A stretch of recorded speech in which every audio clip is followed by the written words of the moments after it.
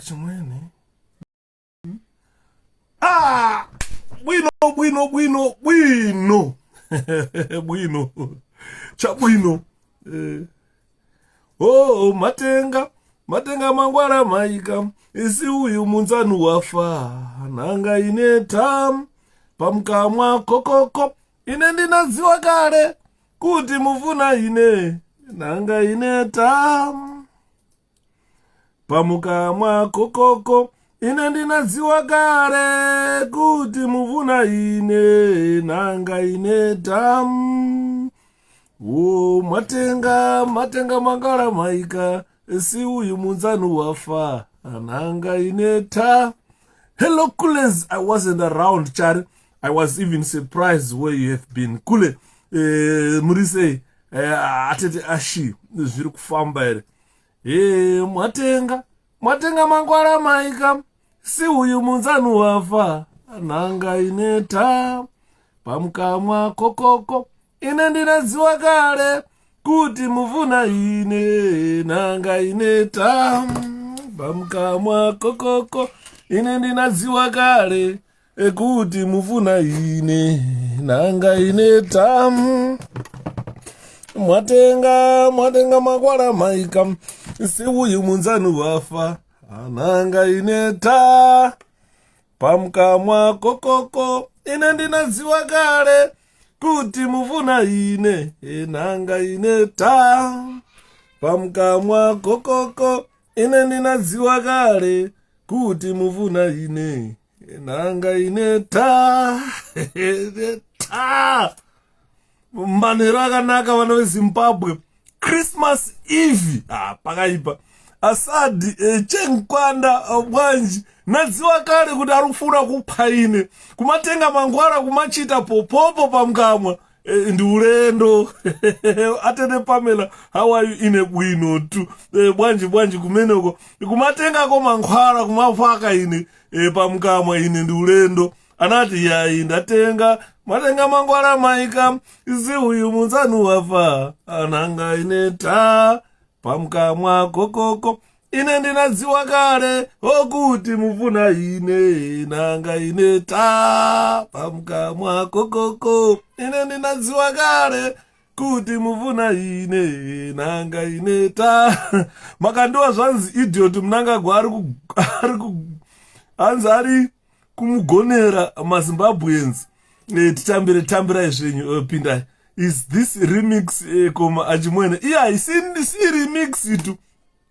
Ndimene amaemba tu kuti ine pamkamwa kokoko. Ine ndinaziwa kare. Kuti mufuna ine. Nanga ineta. Afuna kupa inetu. Ine ndinaziwa kare. Kuti mufuna ine. Nanga ineta. Aitilandire bwerani tu. Zikomo antu aZimbabwe. Manero akanaka vana veZimbabwe maswera sei. Regai tione.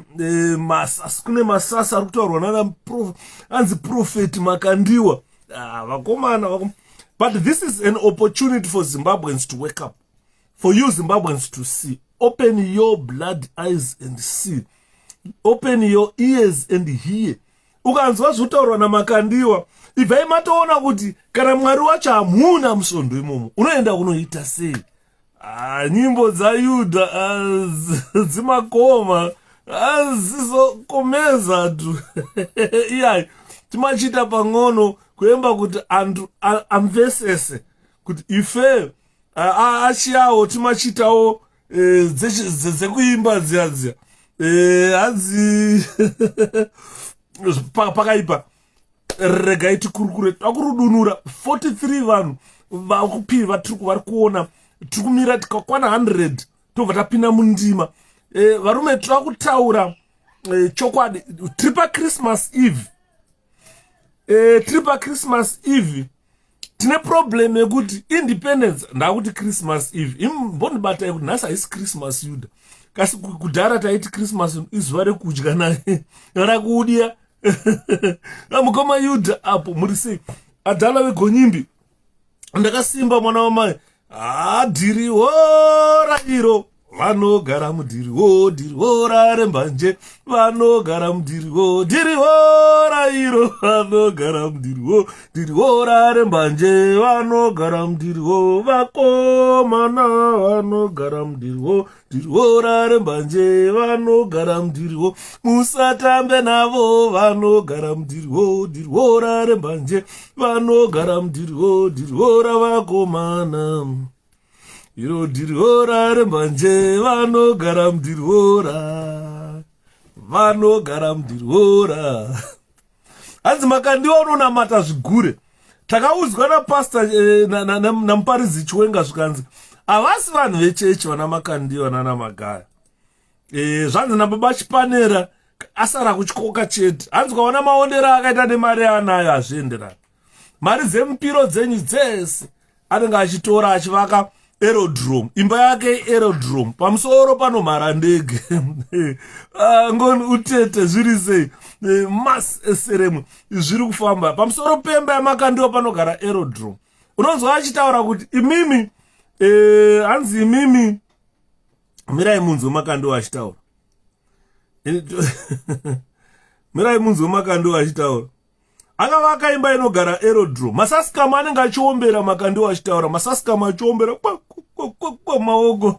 Silas Sangura, I say Yuda, how are you? I'm well, my brother. Salute you too. Zviri kufamba here. Masasikama anenge achiombera baba. Vachiwauzwa chokwadi namakandiwa vakaungana masasikama vachibhadhara mupiro. Hanzi namakandiwa inini sapasta wenyu ndinona chikutaurira Jesu ari kuya mangwana. Imimo believer mondipa mari ndiyona ndonovakira vana vangu imba yekugara. Imba yakavakwa namakandiwa is almost like an aerodrome. A helicopter can land on top. Andimona. Masaska munenge muchinzi Jesu ari kuuya. Masaska muchinzi muchazogara zvakanaka kudenga. Ivo vachivaka dzimba pasi panapa. Vanenge vachivaka dzimba dzakanaka dzoti ukaitarisa soka inenge ine electric fence. Ine private security pamba pake. Yoni wachipuwa wristband. Kunzi ukafamba wakapfeka wristband iri hapana zvaunoitwa. Iye anenge achifamba nemabodyguards. Vakowara. Ngatimbovhura. Hanzi watching from Banget. Tapukei. Tiri pai paBanget apo. Ndo panguka. Ndo pakuwadzana apa. Ndo pataipfurana apo. Vakomana zvinhu zvinosiririsa. Makandiwa anenge ane mabodyguards ane pfuti. Andini iwewe unenge wakagara uko uchinzi uri mukongregant unenge une arms band hanzi ndo ichakuchengeta. Vanenge vachivaka dzimba imba yamakandiwa ine aerodrome. Ukaiona uchienda kwaMutoko uri muna Mutoko road ukaitarisa so unobva kuti hey dzimba here inyika ine mapotholes here. Akomana nyika isina mvura yekunwa yakachena, nyika isina magetsi. Munenge makavakwa imba ine aerodrome. Imba inoweta kuma $235 million US. Andimona iwewe uri kupa mupiro uchipa makandiwa. Hauna kana boots. Kadhora kawasikora uchitengesa mabanana. Kadhora kawasikora uchitengesa maapples.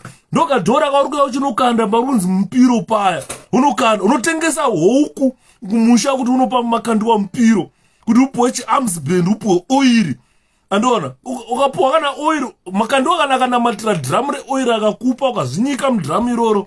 Paunopedza kubuda mudrum iroro haumbofa wakavaka imba nge yakavakwa namakandiwa. You will never get $5 million US to build the same house that makandiwa has built. Mkoma Alex mkoma wangu Alex Zena wari pala ndo wandaona mkoma Zena ndavaona mkoma Alex ndavaona kwa makandiwa. Mkoma nasi ndiripa bla wa tamirira idi mangwana. Thanks mkoma blessings mangwana chinenge chakachaya. Ndotenda President Nelson Chamisa vari kutaura kuti national events akaita se Heroes Eka akaita senge iwa ma Independence Day. As Zimbabweans, we should never shun them, but we must stop ZANU-PF to politicize them, to think that these are their onward days to celebrate. Independence Day is not their only day. It's a day remunhu wese akaparticipate during the struggle war. Kunyango neva vairwisana nawo vando celebrate independence baba kuZimbabwe. Nasi tripa Independence Eve tinenge tichikurukura nhamba ndaisa vanenge vachida kutaurawo munofona mutaura what you think about independence. Zvamaiona 1980 chawakaona nemansu ako vaivepo. I don't expect vana Java Pangana Java to tell me what was there during independence. He wasn't born. Nasi ndotaura zvekuti Java hazvizive anga asati avepo. Ndotaura zvekuti Tafadzwa Mugwade hazvizive anga asati azvarwa. Ndotaura vanhu vakanga varipo 1980 ndakandine 9 years. Ndakandine 9 years 1980. Ndakura ndo pataiona zvatichataura nhasi independence baba muZimbabwe. Hanzi mukomaida muri sei vana makandiwa vanorwadza. Kurwadza imbavha. Chinhu chinonzi mbavha chinorwadziwa nekurarama kwevanhu. Makandiwa imbavha haanyanyorwadziwa nekutambura kunoita vanhu. Ndosaka mbavha ichiti kana ikasvika pauri inogona kusvika yokupfuura mbavha wofa yokusecha yotora $20 yaonayo muhomwe. Haisi kutarisa kuti iri kuuraya upenyu hwemunhu just to take $20 in your pocket. $20 yoda akatenderera pakona panotenga mudzanga wembanje $10 yapera mari iyoyo. Asi wauraya munhu. You understand what I mean? Saka vana makandiwa are such type of people. They don't care about the suffering of people of Zimbabwe. Vanhu vari kumupa mpiro. Vari kumupa mpiro. Vanhu vari kuswera vachitengesa madomasi muHarare. Vanhu vari kuswera vachitengesa maswits vachitengesa mudzanga yefodya. Ndo vanhu vari kumupa mari yempiro. Oenda unovaka mansion. Odzoka otaura kuti vafundisi ava muwangwarire. Vanokuti muchagara zvakanaka kudenga. Ivo vachivaka dzimba mansion pano pasi. Hanzi Mwari ari pano pasi. Vakagara zvakanaka pano. Kuti kwaunoenda unenge unechi. Usada kutarisira upenyu hwakanaka kana wafa. Adi muri kunzwa hanzi mukoma muri sei nazvino here. Moforo wakomana ndinowandirwa guys. Munopota muchindireminder zvimwe zvinhu. Kuti mukakasenda message 1 zvatopera, you are not reminding me. Ndirimindei kuti mukoma Shepherd so that ndogara ndichijoga because ndakataurira vanhu anowana musi unoyu pandakaita on phone yangu. You guys, you saw how many messages got in there. Makandiwa is entitled to his opinion as a Zimbabwean. Opinion ya Prophet mukoma Alex mudhara wangu uzenda chiko na imi mudhara naye madhara ndo madhara andaidonza nendebvu kwekweretsa nendebvu yapa ano mudhara iwe. Opinion yemprofita bozi maprofita vanhu vaitererwa na Ezekiel vaitererwa kana vachinge vataura. And maprofita vanhu vanofanirwa kuteererwa nevanhu nokuti vanenge vachitaura chiprofita. Amukadaidze Satani momugadzika apa motaura akumubvisa nyanga momuita inonzi chiya moti face uplift Satani momuisa inonzi chivaka inoitwa navakadzi foundation yavo yekumeso iya. Mobva maona Satani osimaira vatasai muone manakira akaita Satani. Andiona mukatuma muna kubvisa usatani mukangomubvisa chete iyo inonzi chinoitwa navakadzi iya matopedza anobva abuda anosara ari Satani.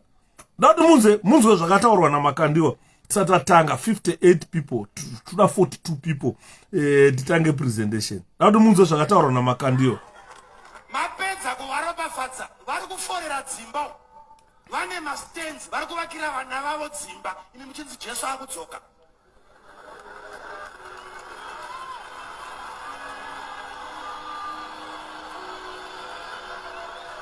Uri kubatwa kumeso ndava wakapusa. Ari ndidzokerere futi notakapusa. Ichi ndo chokwadi ichi. Tererai. Pfuma yamunounza ichitorwa ichivigwa. Ndo yamuri kutambwa nevafundisi venyu. Mapedza kuvaropafadza vari kuforera dzimba vane mastands vari kuvakira vana vavo dzimba imi muchinzi Jesu akudzoka.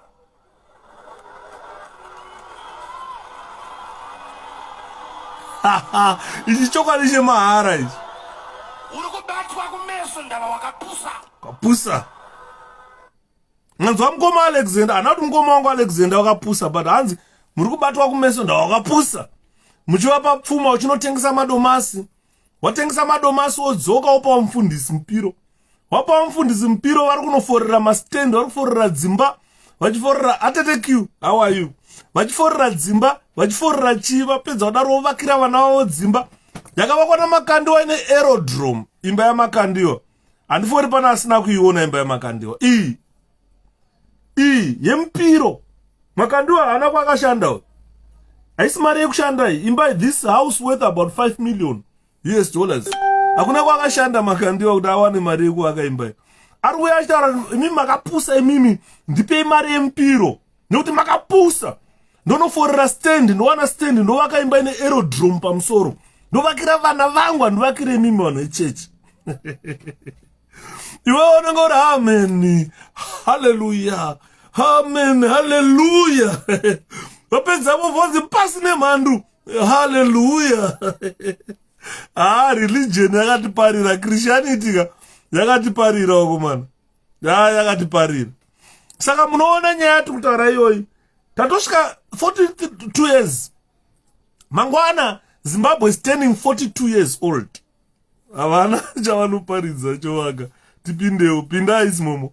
Rose, atete Rose, zvirize. Mangwana Zimbabwe iri kusvika 42 years. Pa 42 years, let's look back. Let's look back what we did. Nezuro ndakauya ndichiti nhasi chataura futi zveindependence. Nezuro ndakauya tichitaura zveindependence. Mangwana it's an independence day. Vanhu vari kubulawayo mukaregerera Mnangagwa achitaura munenge matengesa the struggle. I understand those people in Bulawayo. If you allow Emerson Damdzo Mnangagwa to address you, then you have sold the struggle. Ndakasimba mngoma woni zvirize ndakasimba atete.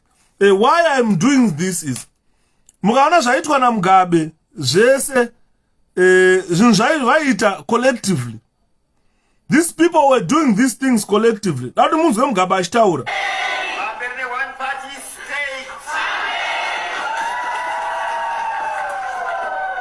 The dissident party. The National Assembly. There no win my elections. There one party state. Ndi Mugabe uyo. Nana ED. And his dissident father are both destined not only for rejection but for utter destruction as well. Azina Mugabe, the dissident father, referring to Joshua 𝗶𝗶𝗃𝗃 and the dissident party, are not only for rejection but for utter destruction. This was a prime minister. Mugabe was a prime minister during this time. He was head of state during this time. As muite muchidzokorora yachidhumo namasendeke. Alright, Roy. That's it. Chazoitaura later. Tumbotaura kana kuti nganditi muna August tozoidzokerera. Nhasi twambotaura nyaya dzeindependence. Mugabe ndikutaura kuti vanhu vekumaTebeleland, all Matebeleland including Bulawayo.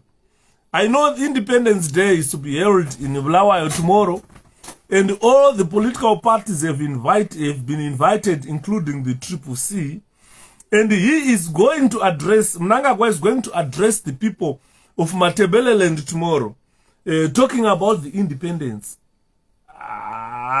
Talking about the independence. And if you allow him to continue to talk about independence whilst they were saying this, similar stories. At this hospital, we found one. Whilst Mugabe and Mnangagwa in collaboration, they were telling Zimbabweans that the dissident father, who is Joshua 𝗶𝗃𝗃𝗃 and Ndebele by origin, and the dissident party, which is ZAPU, which had the majority of Ndebele people, must not just be rejected in Zimbabwe, but it must be destroyed wholly. And Agataura, let me play again this video. Beaten up. This woman's husband's been killed, her baby burned, and her 2 sons taken away by the police. Under the National Assembly. There no win my elections. a one-party state. The dissident party and its dissident father are both destined not only for rejection, but for utter destruction as well. Not only for rejection, the dissident party, he was referring to ZAP, and the dissident father, referring to Joshua Mkabukongomo, are not only for rejection, but for utter destruction. Is it true that President Jamsa will be in Bulawayo tomorrow? Honestly, I am not sure, Mkoma Jose. I am not sure. He might be in Bulawayo, but definitely I have no idea. Ndangonzi wao sekudaro. Andirautaura president, I did not call him, couldn't confirm, but I don't think it will be a good idea to boycott independence. Because independence, it was never fought ZANU-PF alone. It was fought by various parties, including one Musha, but they were non-aligned, but they were assisting my guerrillas cooking for them to continue to put up a fight against the white settlers. So it is not probably best for us to stay away from such an event. That event belongs to ZANU-PF. It is not an event that belongs to ZANU-PF. It is an event we need to collectively outdo the drowning partisan portrayal of our national independence. We must remove this partisan portrayal of our national independence. It does not belong to ZANU-PF alone. What we need to do is, we know that that is the day these people agreed to say the Zimbabwe, Rhodesia, South Rhodesia will be named Zimbabwe, and the power will be wholly transferred to the people of Zimbabwe, and South Rhodesia being named Zimbabwe. Nero ango ngwarira zvegoreria white seat one hanzi yachidumo na masendeke enda ku YouTube. Thanks Adonai. And ashora munhu anoenda ku church kwamakandiwa fake men of God, definitely. So what we need to do as Zimbabweans, let me start by talking about the young people of our country.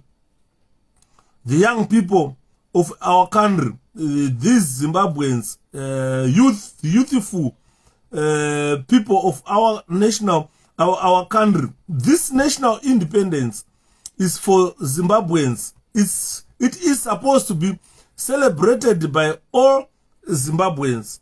On the 18th of April 2022, our country will be celebrating 42 years of, it will be celebrating her 42nd anniversary. Tomorrow is the 18th of April. Zimbabwe will be celebrating her 42nd anniversary. If it was a human being, the country would have reached adulthood. To say, look, the country is now in its adulthood, be able to fend for himself. The country, if it was a 42-year-old person, we call these are adults. And those adults, unfortunately, in our country, you can turn 42 years without even working on one day. One day, usina mboshanda upenyu wako, the rest of your life. Uzwari mwechetera unomukira kubasa kunohora. Unenge usina kushanda. So our country is celebrating 42nd anniversary tomorrow. If it was a human being, the country will have reached what we call adulthood, be able to fend for him or herself, expected to, or already having fathered or mothered, and able to decide what is right or wrong. With a human being, this process of decision-making, growth, and so forth is influenced by relatively few forces. It is different when it is applied to a state or a country like Zimbabwe. consequences of decisions made by those in national political authority have far-reaching consequences, ladies and gentlemen, on their people, on us. Most CEOs are in their 40s years. The current generation, I'm talking about the youth, the current generation, the youth, is also at my youth tamadara. But I'm talking about the current generation and those who will come after us. Definitely, as I heard that 𝗶𝗏𝗧 has been invited by Mnangagwa, I think 𝗶𝗏𝗧 mustn't go. He must prepare his own speech because Mnangagwa is trying to stop 𝗶𝗏𝗧 from addressing his 𝗏𝗏𝗃. I'm not sure. I'm not privy to that, Smomo. I will look into that. I will definitely. I can't phone the president now. Wow, siku. Ingadaenda wafonera kudhara kuti naye mudhara muri kuenda here andiri muri kuona. Saka dzimwe nguva vanogona kuti vari kuenda ivo vakaisirwa puma muroad. Handi maiziva, munoziva zanu ndeyekuisa mapuma muroad. Toti president 𝗶𝗏𝗧 endai kubulawayo voisirwa puma muroad. Tinenge tave grounded. Taita back to square one. Once we are grounded, we are done. Andimona. Saka that is something that we don't want it to happen. If possible, then President 𝗶𝗏𝗧, I would just celebrate our independence ku Zimbabwe ground. Tangoendawo Zimbabwe ground. Tonosvika toitawo independence yedu ikoko. Avoendawo kwavo kunoitawo independence yavo. Because ngatingoitora independence yeChristmas. Ndakambotaurira umwe ndikati, why can't we treat Independence Day say Christmas?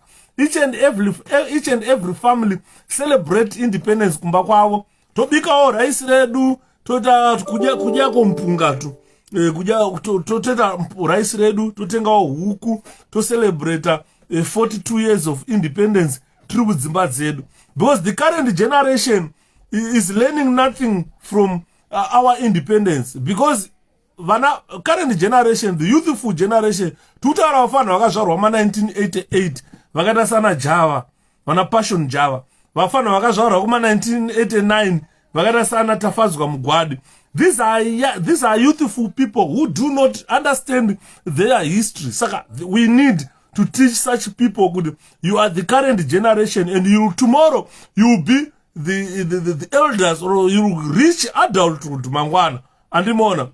So what we are saying here is every political decision that is being made by people in national political authority, those who are running our country, have far-reaching consequences. The decision they made, they've got far-reaching consequences on vana Java ivava, vana Mugwadi ivava, ndo vatukutara nezvavo, vayuthi, vana vadiki ivava, ndo vatukutara kuti they will feel the consequences, not now, but later at a certain stage in their lives.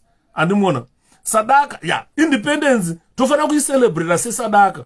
Mukutobika waka sadaka kenyu pamba, motetawo maruku, asaja mpunga, aja uko mpunga, totodya mpunga, totofara kuti independence yedu yaita. In a similar way, we celebrate our Christmas. Ndakataura ndikati nini, Zimbabwe ikatena freedom. Definitely, guys, we attained independence. Ndakutaura on the 18th of April, in Rimumwe vanhu anoconfessa. I was there in 1980. Kutaka independence takaiwana. Because dai maivepo makore iwayo, ndofunga vanhu vaivepo kuma 1970s. Vaifamba, isusu taifamba nguva dzehondo, taita displays tichitiza. Ndakadzidza pane chimwe chikoro chainzi 𝗏𝗏𝗃𝗏𝗃 primary school kunotonu. Chikabhombwa chikoro tikatiza. Waiti ukafamba muroad waingonzwa dziri pfuti chete. Maitonzwa zvitunha izvi, taingoona zvitunha zvakango vanhu vakapfurwa, vanhu vakangoradzikwa pamabhani, vachinzwa magandanga aurawa nguva dzehondo. Waiti vanoziva kunotoni. Ukabva paChibhero Agricultural College, yainziko kwaCheeseman, famu yainzi paCheeseman. Paive ne roadblock remaselu scouts ipapo. Kwaive mudhara Goredema, amwe mudhara ainzi Goredema, aive nemashop kuside ikoko. Maselu scouts akaita roadblock. Ndobva vanhu vasechwa kunzi chii chamakatakura. Vanhu vakatanga kusechwa, sika zviri sei. Vakatanga kusechwa vanhu. Pavaisechwa kudaro, pakabva paonekwa mukadzi waGoredema nebhodho remafuta nemabhaa esipo. Zvikanzi uri kuenda unobikira magandanga. mukadzi wagore dema ndobva atora apuwa bhare sipo vavhurirwa mafuta aidya bhare sipo sechingwa. Ini ndaivepo paroad block ipapo ndaivepo because ndopafamba pataigara ipapo painzi paChizimen.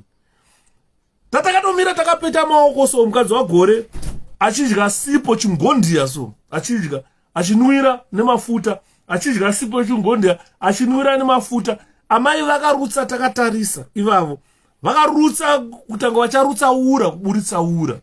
Andi muri kuzwa nyaya tikutaura ndopamuri kuona kuti ndogara chitaurira vanhu kuti zvechokwadi independence yakauya takaiona chatisina kuwana freedom that we are fighting for the past 42 years. Zimbabweans are fighting for freedom. Check in the box. I've shared an article. I can't check on this phone now because I'm reading it. Unless if you put it on my WhatsApp or Smomo, put it pa WhatsApp yangu. Pa WhatsApp yangu. Ndokuti ndito iwana article iyo. So what I'm talking about is the issue of independence. Independence, we got it in 1980. Vaivepo, vaifamba, maprazi maishanda na baba vedu. Kunyangwa vaipiwa zvavaipiwa nemabhunu vachiwana mari yakakwana tichidya tichiguta. Mabhunu were so brutal. The white settlers were so brutal. Vaiti kana vakada kutanga kukika uri munda, vairohwa madhara. Vachirohwa bhutsu kama munhu sakura uri kufusira sora. Bhunu richiteera kumashure neshamu. Ndiri kutaurira zvandakaona. Bhunu prazi bhunu raiteera kumashure neshamu. Vaitiswa yenzi mugwazo. Vabereki vedu vaitiswa yenzi mugwazo mumaprazi. Mugwazo waipiwa mutsetse yaunosakura a day. Kana wapedza wogwaza woenda kumba. Bhunu raiti rikaarika inspector na foromani so vakaona mune huswa hwasarira hwaidzokereswa kusakura. Vanhu vachirohwa nemboma mumaprazi. Andi muri kunzwa. Yakanga iri nguva yehondo iyoyo yataiona. Waiti asaka makandiwa haasi kuona misozi mukadzi waitaidzamara 1 August 2018 killing 𝗡𝗂𝗁𝗃𝗃𝗃𝗃𝗃 and Mboneni. Makandiwa haasi prophet. Isusu ndisi tiri kufungidzira kuti is a prophet. Is just an orator. Someone oti akagara ndanga kutaura nyaya. I'm talking here ndakagara panapa. People would mistaken me for a prophet. Ari kutoprofita kayudha akagara. Andimona. 𝗡𝗂𝗁𝗃𝗃𝗃𝗃 So, pane zvakawanda zvatakaona. Did you see Scott beating up a man? I think Zimbabwe is worse. Definitely, this is why I am going to talk much about what is happening now after we attained independence in 1980. So you find that whatever decision these national political authorities or the people in government are making today, they have far-reaching consequences on the people of Zimbabwe, especially the new generation, the generation that we have. The generation that we have. And let me open here.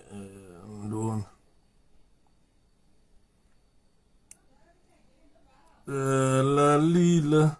Le le le le le le. Oh mama.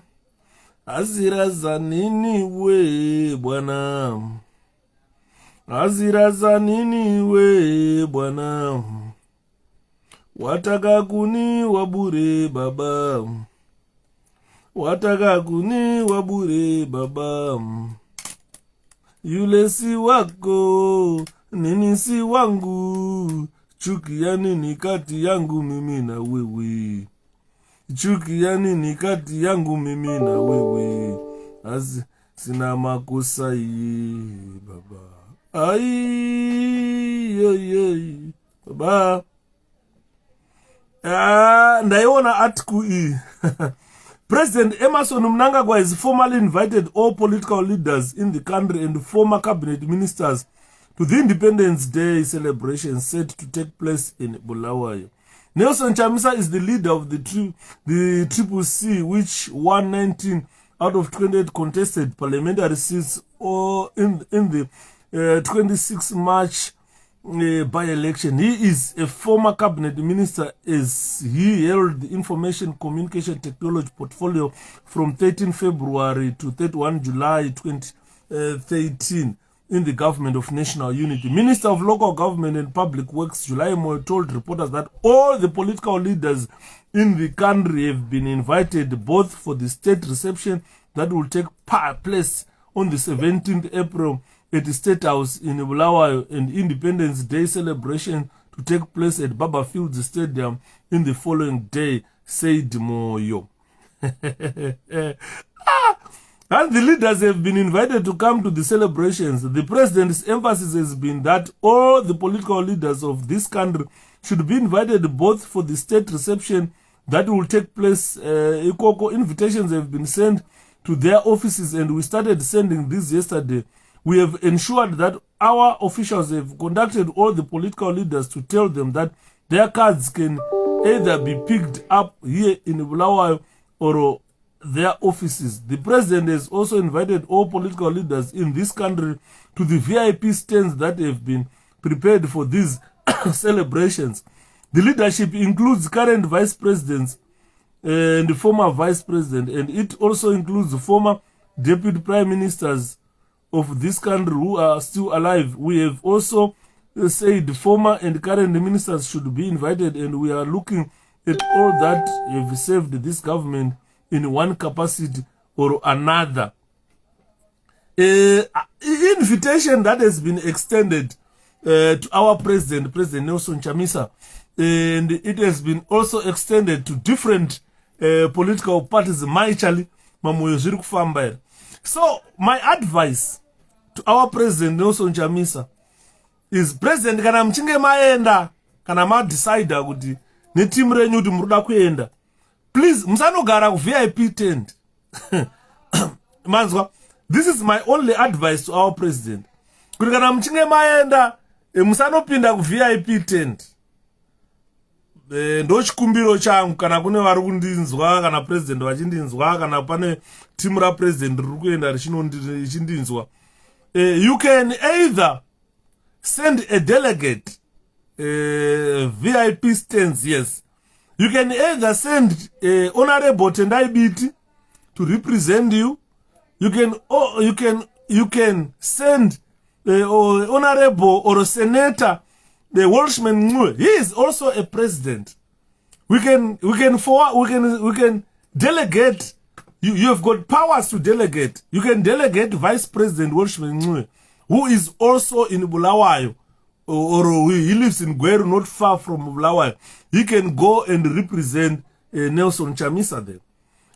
There is also 𝗏𝗏𝗏𝗏, but 𝗏𝗏𝗏𝗏 lives in Mtare, which is a distant. This is the reason why we have got 3 vice presidents and a president. Such functions, we cannot always expect the president to be around those functions, but he can delegate one of his vice presidents to represent him. We have in Bulawayo, we've got President 𝗏𝗏𝗏𝗏𝗏, who has equal powers with any other president in that political party. President 𝗏𝗏𝗏𝗏 can be a very good representative of us there, or we can, or if possible, but there is no need of burdening President Harare. There is no need of burdening President Biti Harare. Kuti mdara travela imeende kupi ku Bulawayo 𝗽𝗿𝗁𝗈𝗆, whilst we have got a president who varimo already mu Bulawayo macho who can represent us. We have got chairperson Tabitha Khumalo, who still can have the presidential powers to go and represent 𝗏𝗏𝗏𝗏 there. So I don't see that the President Nelson Chamisa should be there or must be there. No, he can delegate that representation with Maiku Tabitha Khumalo. Ndimuri ku Bulawayo, we have been invited. Takurai team muende kuchi ku independence. Zvakakwana izvozvo. President Chamisa will celebrate independence vachigadzira something for our part. President Biti vari kura vogarawo ikokoko voitawo something, because vane mabasa. Muri kuona 𝗏𝗏𝗏𝗏𝗏, she has been doing door-to-door campaigns to make sure that all the people are registered to vote. We all know how many people are in towns than Kumaruzeva. If all those people in towns register to vote and vote on the day of voting, ZANU-PF inorowa pasi. chiredzo chakandwa mudziva pakaipa ipapo. Chiredzo ichocho ndosati kutaura kuti aiwaka vakanda chiredzo. Isusu already we have got alternatives. Definitely guys, tina President 𝗏𝗁𝗡𝗏. This is his duty, this is his job. A VIP stand or not, Chamisa must not go there. These guys, they are up to something. And there is no need for that. We also want to hear our president delivering his message. We don't want to listen to the terrorist leader. As I suggested, President Chamisa vasaenda zvachose. Itsitsizei jaakubisa madzibwa mwana wemvana with the hatred iripo kuna 𝗏𝗶𝗶𝗃 president. I feel it's not safe for our president to go to that celebration. This is why I am saying, ladies and gentlemen, that we have got 3 vice presidents. When our president is tied up, President 𝗏𝗏 can go. But it will be like burdening the part as well. Kuti munhu ari kuHarare or travel 500 kilometers away to go and attend an independence celebration. Whilst we have got someone who is just 5 or 10 kilometers away who can walk to that venue. So it will be wise for our president to delegate a vice president who is in that region to go and attend. Dayanga ichitrwa kuHarare, he could have delegated President Tendai Biti to go and attend. Dayanga ichitrwa kwaMutare, my Karen is there to attend in Mutare. So this is the reason why we have got 3 vice presidents. Such events can be covered. As Biti atode kunosangana nemapenzi ndo problem na TB. TB zvemamanga azvidi. President Chamisa vasaenda. Thank you Atete Evelyn. I think our president vari kuzvinzwa. We have got a chairperson. Our chairperson lives in Bulawayo, 𝗏𝗏𝗏𝗏 Khumalo. He can delegate 𝗏𝗏𝗏𝗏𝗏 to go and attend. Or President 𝗏𝗏𝗏𝗏𝗏. Because my duties are and kugachidzana. President 𝗏𝗏𝗏𝗏𝗏 variko kumatebeleland. He's just a stone throw. He's just a stone throw away. Saka zviringodwa nje you cannot burden the party kutakura vanhu kuta say muna president aripo kudhara ariko kuBulawayo who can stand for President Nelson Chamisa. He just need to delegate anyway. How come the President Chamisa vanoenda kuno celebrate independence? Are we independent in Zimbabwe? Sika, this is why I'm saying that problem ekuti ZANU-PF yakaita kuti tivenge independence. Ndosaka mwana ndauya nhasi with this type of presentation. I know a lot of people won't be happy with what I'm going to say here, but definitely what I'm saying here is the truth, is the reality, guys. Isusu taivepo nguva dzehondo. I was there. Vanapangana ijava vanga vasipo. Akazvarwa 1988. I think 18 years after independence. And muri kunzwa. Munhu akazvarwa 1988. Akazvarwa 18 years. 1988. I think it's 8 years after independence. Akazvarwa. Vanapangana ijava vakazvarwa 8 years after independence. Saka zvakaitika kumashure uko. Ini ndogona kutaura namai vapangana ijava tichinzwisisana nekuti vaivepo vari mudiki, indaivepo ndiri mudiki. Andimaona iye haana chaanondidzidzisa chakaitika kumashure kubva 1980 kubva 1975 kusvika 1987 java haana chaanondidzidzisa, ndingatomudzidzisa inini. Andiri manzo. Saka tiri kutaura kuti the issue yeindependence haisi issue yeZANU-PF, haisi issue yeZANU-PF. Issue independence issue yedu isusu maZimbabweans tese, because for that independence to come, it was not only ZANU-PF that fought for that independence. Tese we participated in that independence. Ndosaka ndiri kutaura ndichiti independence takaiwana ipapo tisanyeperana. We got independence. What did not come to us is the freedom that we fought for. Independence, we got it, but we did not get freedom. In an independent country where there is no freedom, this is why cie__𝗂𝗁𝗍 we did not get independence. But isusu takaona hondo wakomana. Waituka muka kuseni uchinzwa zvimarori zvemabhunu zvichienda kumaruzevha zvakatakura masoja zvakatakura chi ukagara kana kuti about 30 minutes unobvonza futi dzichirira. I disagree. We are not independent. Inini, this is why I am saying let's disagree to agree. To me, ndakaona hondo. Ini ndakaona hondo. Ndaigara muNorton. Ndasagara mutown muNorton. Ndaigara kumaruzevha ekwana Mutema Sango. Ndoko kwairwa hondo yaityisa muyamwe. Andi murikuona. Mukanzwa ndichitaura nyaya dzana amai ndakanaka amai ndakanaka chikafu chenhunzi madhodhi. Zvandaitaura ndakaona munhu achichekwa. Ndarama ramba achichekwa mutsipa. Vachiimba kasiya pfumbi. Uya uone mashura.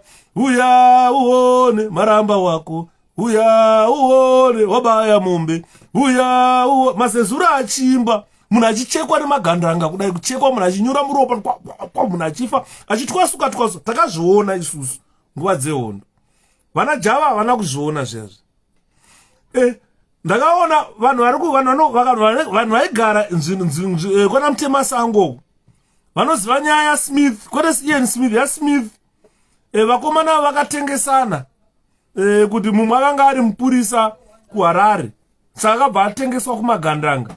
Magandanga ndo mukoma ndiye akatengeswa.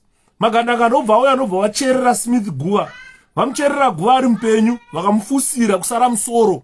Vaitsindira kusvika munhu afa. Ndaivepo ndakazviona izvozvo.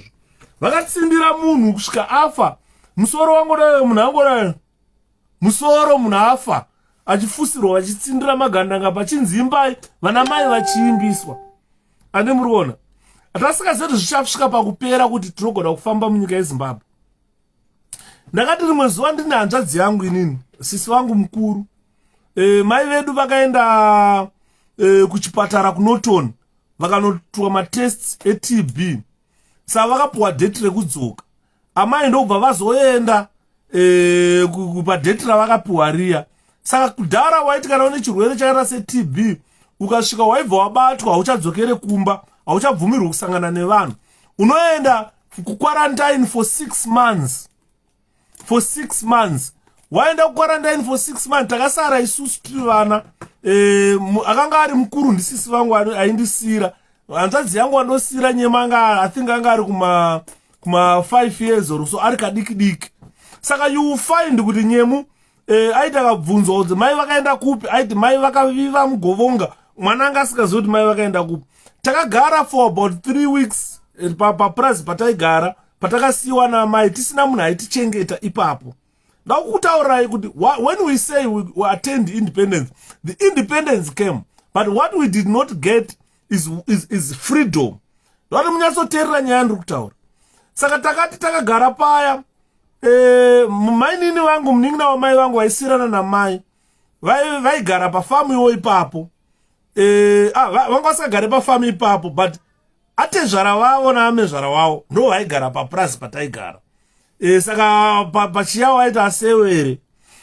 Mbuya vedu asewere vakauya mumusi vaona kuti amai havasi kuvaona svondo do 2 weeks do 3 weeks. Vakati mwana uyu akaenda kupi, mwana anga achirwara. Ndobva vauya kumba. Vasvika kumba vakaona Angelina akagara nanyemu, akabata nyemu achichema. Ndakagarapo tikuziya moto. Takaita 3 weeks amai vasipo. Tairarama nekudya inonzi molasses yemombe yayi. Munoziva inonzi molasses yemombe yakasviba so yagara madrum. Saka taitika muka kuseni inini nehanzvadzi yangu nemuningi nehanzvadzi yangu 3 taifamba toenda kumapaddock kumombe. Totema huswa kana zvimuti, pataishandisa huswa, pane huswa hukakora uyawo. Ndo wataitovhura drum remolasses reda. Tonyika chimuti chocho mudrum remolasses. Waibuda huchu wataiti huchu hwemombe. Ndo watainanzva tichidya kuseni. Kana wambo unosvika pakuzvimbira huchu hwemombe uyawo molasses ya. Tononwa mvura yakawanda. Toenda kumba togara torara. saka ona takaita for 3 weeks atisingazoti amai vakaenda kupi, vanhu vachifunga pamwe amai kuda pamwe vakaurayiwa. Ndo pakazouya ambuya asewere vasvikakumba zvikanzi amai venyu vari kupi imimi, tikati amai avakaenda hatizoti vakaenda kupi. Saka nguva yehondo iyo vanhu vaingourawa, nguva iyayi vanhu vaingourawa vanhu vaingourawa nguva iyayi. Saka kana kuti vakafunga kuti pamwe vakatorwa nemagandanga kana kuti vakaendeswa kupi, nekuti madays acho iwayo ndopaka magandanga ndopakauya pafamu pataigara, ndobva vareidha shop yeipapo. Vareidha shop yeipapo yaigadwa nemudhara ainzi Chafurumira. Ini nemazita ndichiri kumaziva. Mudhara ainzi Chafurumira ndiye aigadha shop iyoyo. Saka vasvika vapaza shop iyoyo, vakatora mudhara Chafurumira vakamuti tikakusiya tisina chatakuita mudhara iweyo, vanhu ava vazoziva kuti ndisapinda. Ndobva vatanga kumutokosha nemoto, mudhara akatsva kudaiso. Ndobva vatuta zvavaida zvese magandanga ndokubva vatiza. Inini ndiri one wemunhu anotaura kuti independence yakauya. Independence yakauya chokwadi, but chisina kuuya ifreedom.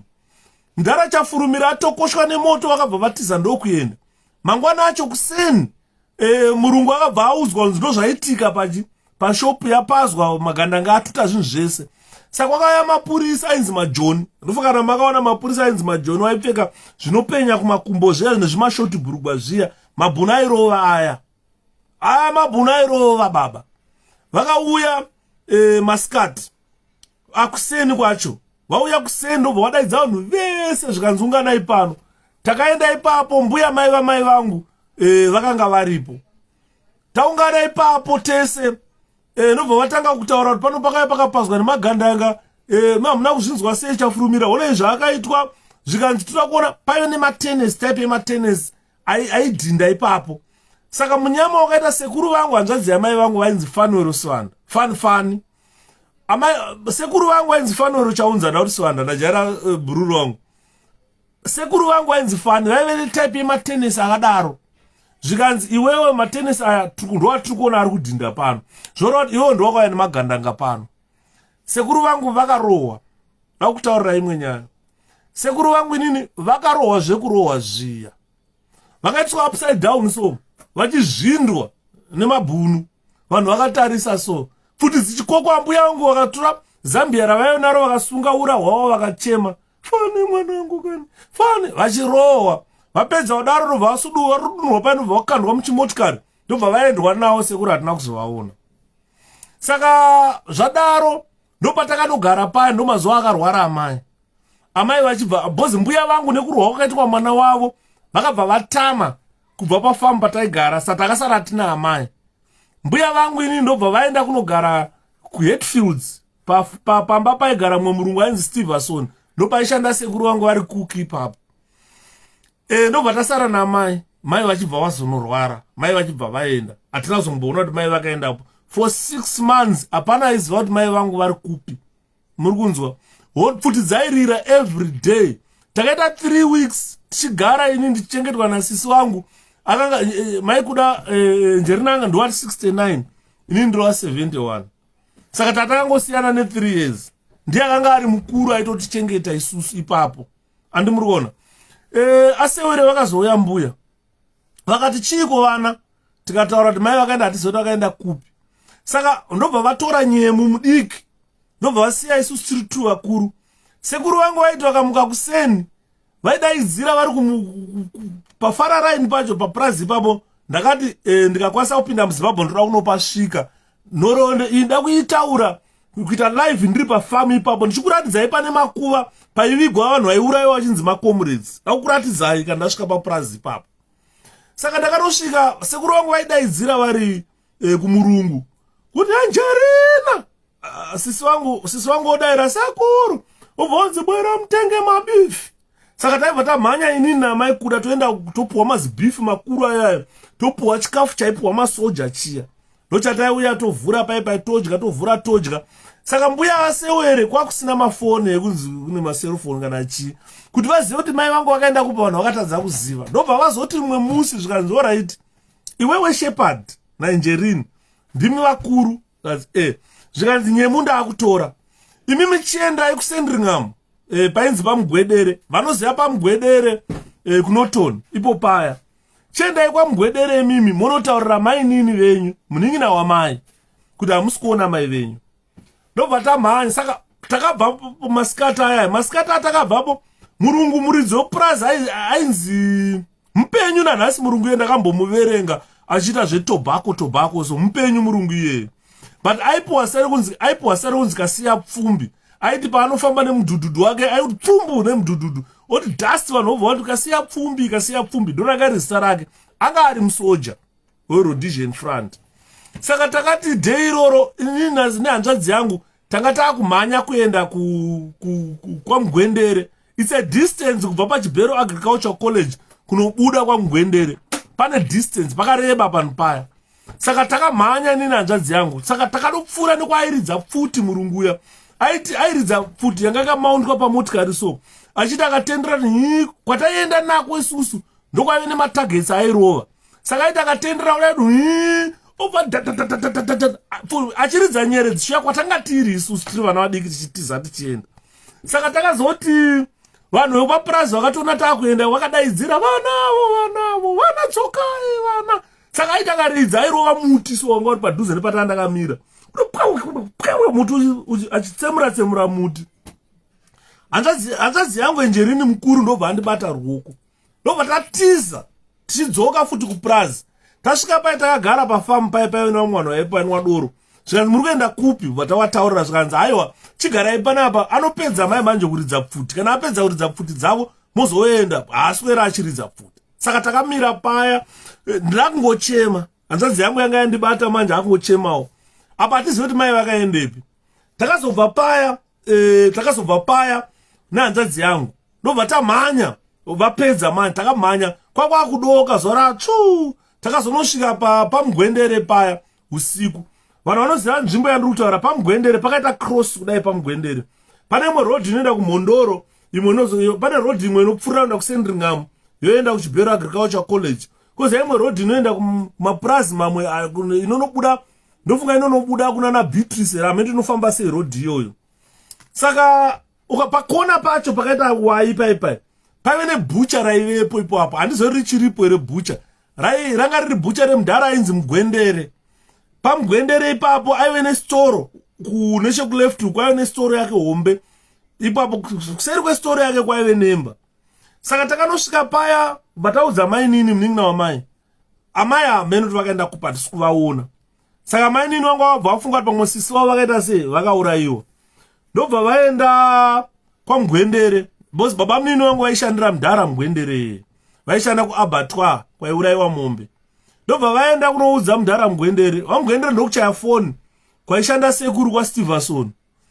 Hanzi munoziva here propaganda yeZANU pakahwinwa independence pakaita helicopter dzaitendera munyika dzaikanda mapepa dzichiti rembe uyai muone zvaita Mzorewa. Uyai muone zvaita Mzorewa. Warembera pamuchinjikwa. Taivepo mukoma Martin mataura manje.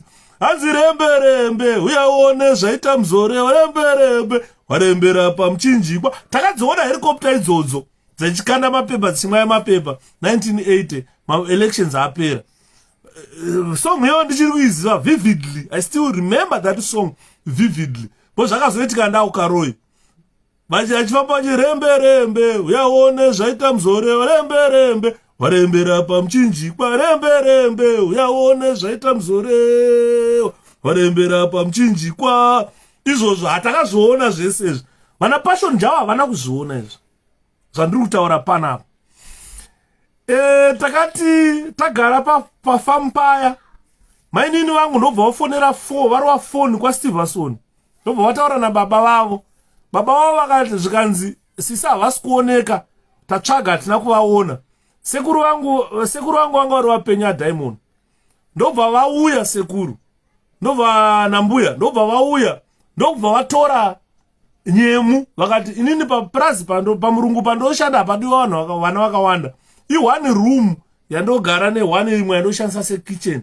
Saka sekuru vangu vaive nevana 14. By that time pamurungu ipapo vaigara I think ne 6 kana 7 vana vairara neimwe room. Saka hanzvadzi yangu nyema akabva kuita 8 ipapo vairara vari 8 muneimwe room. Ndaro sekuru vangu vakazvara 14 vana.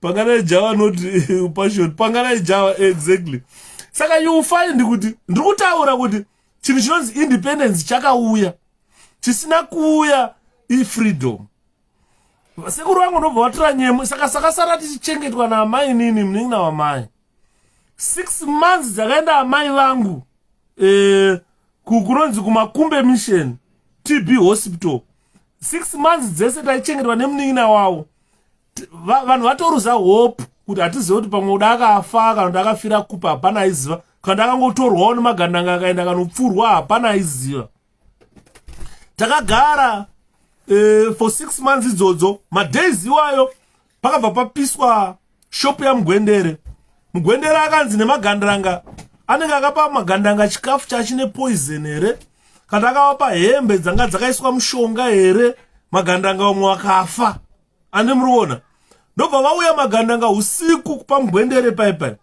ndobva vapaza pamugwendere pai mugwendere akabuda nepawindo akatiza futi dzikarira mugwendere akatiza havana kumupfura ndobva vaenda kushopu yake ndobva vanopaza shopu ndobva vatuta zvavaida zvakasara ndobva vapisa shopu iyoyo usiku pairira pfuti ipapo mainini wangu takabva taburiswa mumba mataigara zvikanzi ngatibudei titize saka kuti titize wangu rusiku hakuna kwataitiza kuchienda hataiziva kuti chii chiri kuitika saka mainini wangu inini vakatora kubva vaenda kuseri kwemba kwakune muhomba imbambaira ndobva ndadoiswa pakati pemuhomba imbambaira ubva nyararai vatavigwa pakati pemuhomba imbambaira mainini vanga vakarara mainini wangu kuti inini mainini wangu nanyemu kokouya baba munini wangu vakarara vakati givi I think Steven anga asati zvaro vanga vakaparara vana givi saka tatakarara takati kwata takatazi vaive nembwa yavo imbwa yavo yakasvika bva ndakaona kuti imbwa inotora kavha imbwa kurara bva yati zimbwa futi dzichirira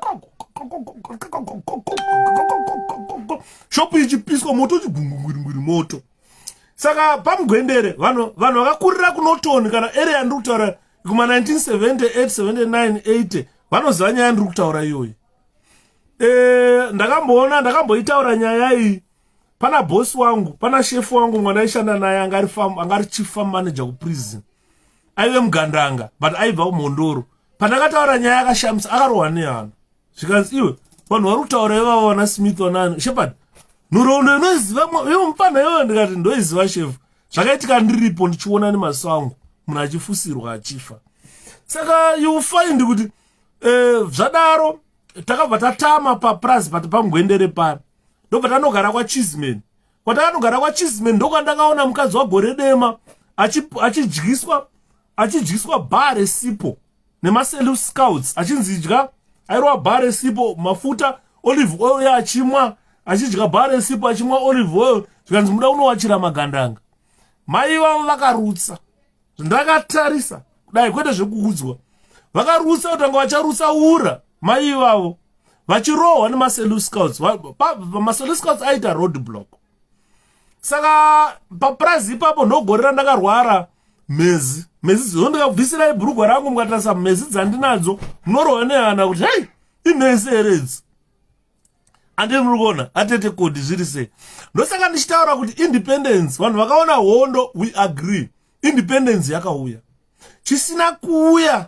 chisina kuuya ifreedom andimo vanhu havana kuwana freedom yekuti vanochuza hurumende yavanoda vanochuza mutungamiriri wavanoda vanochuza kutongwa nepolitical party yavanoda freedom iyoyo haina kuuya chakauya iindependence nekuti hondo yandiri kutaura iyi yakapera muri kunzwa ndikakutaurirai kuti papresi pandiri kutaura ini nhasi ndikapaenda ndokuratidzai makuva ini evanhu vaiuya nemarhodesian front vakaurayiwa vakazadzwa zvimotikari pakachirwa mazikomba so vanhu vakakandwa ndopandakatanga kuziva kuti munhu anobuda mafuta achipiswa kuti pfa munhu anoputika kuti bum munhu ndakazviona nemaso angu aya animona kwatakabva kure ndosaka ndichitaurira vanhu kuti independence chaiyo yakauya chisina kuuya ifreedom ini zvandiri kutaurira zvinhu zvandakaona kwete zvandakanzwa ndikutaura zvinhu zvandakaona nemaso angu ndiri mudiki vaiti magandanga akauya vaiti zvitunha zvemagandanga zvikauyiwa nazvo zvaurayiwa kuna namutemasango kuya kumaruzevha zvaiuyiwa zvakalodwa mazipuma aya zvosvika zvogariswa mabhani efodya aya zvakatara ndandandandanda kuzvitenderedza. Masoja anenge achibika sadza vachidya vachiseka, vakabereka pfuti dzavo vachitaura kuti iwe gandanga idya mabhuna ane utsinye. Panotorwa musuwo wesadza wosowiwa musupu wonyonderwa chitunha chinenge chakafa, munhu anenge akapfurwa akafa. Ndopandaiona kuti bara rikarova musoro chinokwadabuka ichi, munhu anenge asina chese chakakwadabuka ichi, ropa richingoyerera munhu akangodai akafa. Osara munhu anofa akashama vazhinji kana mweya wakubuda ndofunga vamwe kufa kwekuramba kufa, vamwe pamwe kufa hamendi chii chinoitika kana munhu achifa ashama kuti munhu. Saka magandanga masoja ivo vaitora sadza voseva muningirikini mumuto vonyondera sadza mukanwa mechitunha kuti idya ndorari kufira idya. Zvimwe zvitunha zvichirwa mabhutsu takatarisa. Saka vanhu vemapurazi surrounding farms vaibva vanzi uyai kuno, uyai muone pane vamunoziva here apa. Vanhu vaitoshaya vaiziva, vamwe vaitoziva. Ndopakaurawa mukadzi ainzi Neti, mazita nemazita ndokutaurirai. Ndopakaurawa mukadzi ainzi Neti. Mai vangu vakazoshaika 2002 vakazoshaika 2002 muna September. Mukadzi ainzi Neti iye yakaurayiwa. Makanzwa last time ichitaura kuti pane mugandanga aiuya, magandanga vainwa doro. Sapaiti pakahodhwa doro kana pakabikwa doro, magandanga aiuya. Vosvika paipa vaone zvigubhu achisirwa doro paipa. Aita akauya mukadzi musoja aiuya ne-AK yake, oibata so ogara paveranda so. Otanga kuchema achimba, anzi manakiro andakaita amai.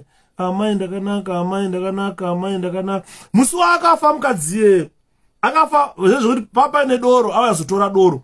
Amende akatengeswa nani unzi pane mugandangano yachitora doro panapa. Saka akabva aitwa ambushi nemabhunu. Musha ndobva wakombwa, mabhunu ndobva apinda. Saka iye pakaona kuti futi pakadana simudze AK yakaridze, it was too late. Boza anga awanda kuseri kwemukadzi ainzi Neti. Saka mabhunu angopinda vachirova fire, vachirova Neti wacho na iye nemusoja wacho nemugandanga iye vachibva vafira ipapo. Andiri maona zvitunha zvakazotakurwa paya zvoendwa nazvo kumabhanu. Vakapisirwa ndopazivana. Nhasi ndikaenda ndokuratidzai kuti apa pakapisirwa vanhu, apa pakapisirwa vanhu. Andi muri kuona. Saka chinhu hondo izvozvo zvakapera. Ndo chinonzi independence chandakaona kuti izvozvo zvakapera 1980. Saka takazoti tabva paya paChizimen patanda kugara nababa munini patakarwara mhezi. Hondo yashata. Baba munini vangu munin'ina akanga akaroora munin'ina wamai vangu vanosiyirana namai. Vapenyu mainini vangu yo.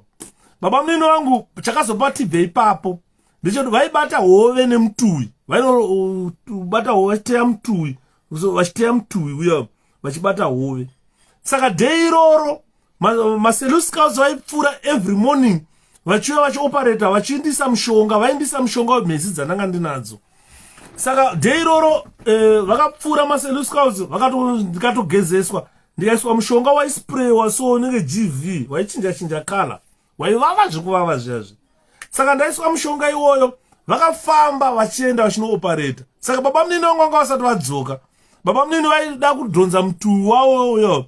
Saka vanhu vaipa vakatarisa vakaona kuti munhu kauyo ndobva vakoka pfuti vada kupfura baba munini vangu vari mumvura. Saka baba munini ndopa vakabva vagara pasi vakateuka ndopa vakaona kuti vainzi 𝗏okina. Ndi kauyo hanzi mhezi china, is it smallpox? Aiwa mhezi dzinonzi shingles kwete smallpox, dzinonzi shingles. Mhezi dzandakarwara wakomana. Regai nditaura kuti independence yakauya. Ndakarwara mhezi dzekuti ndai ndikarara ndikamuka kuseni bhurugwa rainamira, unenge usina pendi haupfeke pendi. Bhurugwa raimuka rakanamira pamhezi so. Ukabviswa bhurugwa raibva dzakwatuka dzichibuda hurwa neropa dzokwatuka posara zvironda zvihombe zvakadai so. Dzorwadza idzo. Dzimwe dzobuda, dzimwe dzaibuda mese mundandakazara mhezi musoro uyu. Ndaiswera ndichikwatura masikanda emhezi emashingu ndichikwatura. Kwete 𝗶𝗶𝗶𝗃𝗃𝗃𝗃𝗃𝗃 iningirikini mani blessing. 𝗶𝗶𝗃𝗃𝗃𝗃𝗃 igwembe. Chinonzi 𝗶𝗶𝗃𝗃𝗃𝗃 igwembe rinoita ngeimbwa re. 𝗶𝗶𝗃 rino scabies inoita kuti ganda riomarare, ganda riomarare scabies. But ndo rinonzi scabies ndo gwembe. Mhezi dzinonzi mashinguzi. Zvinoita turonda kana mashinguzi achiita antangaita mablisters, so antange mablisters. Ukaputisa blister rikaputika chachironda, chironda chacho hachipore. Saka chinotokura kudai chiri chironda. Saka magaro ese anga ane mashinguzi. Hanzi scabies ndo mhezere, I'm not sure, but hanzo konzerwa nei. It was an outbreak. Ipapo 1978 it was an outbreak emhezi. Antakuda kutaura nezva maititi papa participation in the struggle. Shinguzi inobuda in line. Yeah, zvinobuda mese zvobuda zvakatanga kuita regaitoni. Scabies igwembe. Scabies igwembe. Scabies inoita ngerash. This is what I know. But ndakadzirwara idzodzo. I'm just looking, and do you know Morgan 𝗽𝗿𝗁𝗍𝗃?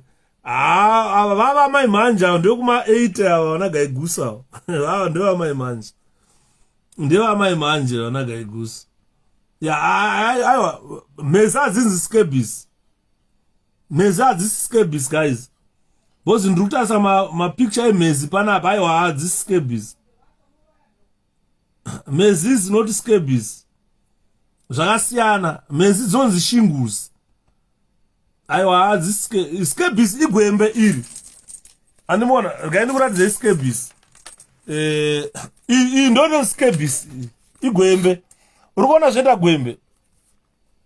Scabies igwembe iri ndo gwembe iri. Iri gwembe, unaona zvenda skin egwembe. Zvakasiyana. Zvakasiyana gwembe ndikuratidzei shingles. Scabies igwembe. Ukatasa imbwa. Yeah, scabies shingles yakadata seherps. Ndo mabudira anoita mhezi. Shingles haisi herps. Miraitoni. Kutsvaga. Bozi miraitoni.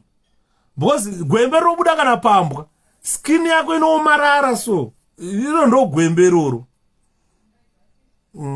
Hanzi tasira baba munini bvudzi yaka ndokondinya kubva ipapo. Ndoda kuratidza vanhu because kana ichibuda shingles 𝗍𝗃𝗍𝗃. Regai noti pane translation shingles 𝗍𝗃𝗍𝗃. Miraitoni toti mhezi. Regai titi Google tichiti mhezi. Hapana mushona mhezi. Regai toni titi mhezi. Toti mhezi neshona. Ndetoona kuti chinobuda kuti ziti shingles or scabies. Hanzi scabies ndo mhezi. Right. I think so. Aiwa isi mizuzi. Mizuzi igwirikwiti.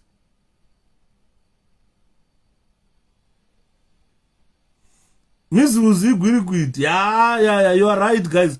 Scabies ndo mhezi. Exactly. Yeah, ndo mhezi. Amene dzokonzerwa neidzi ndo mhezi. Yeah, ndidzodzo.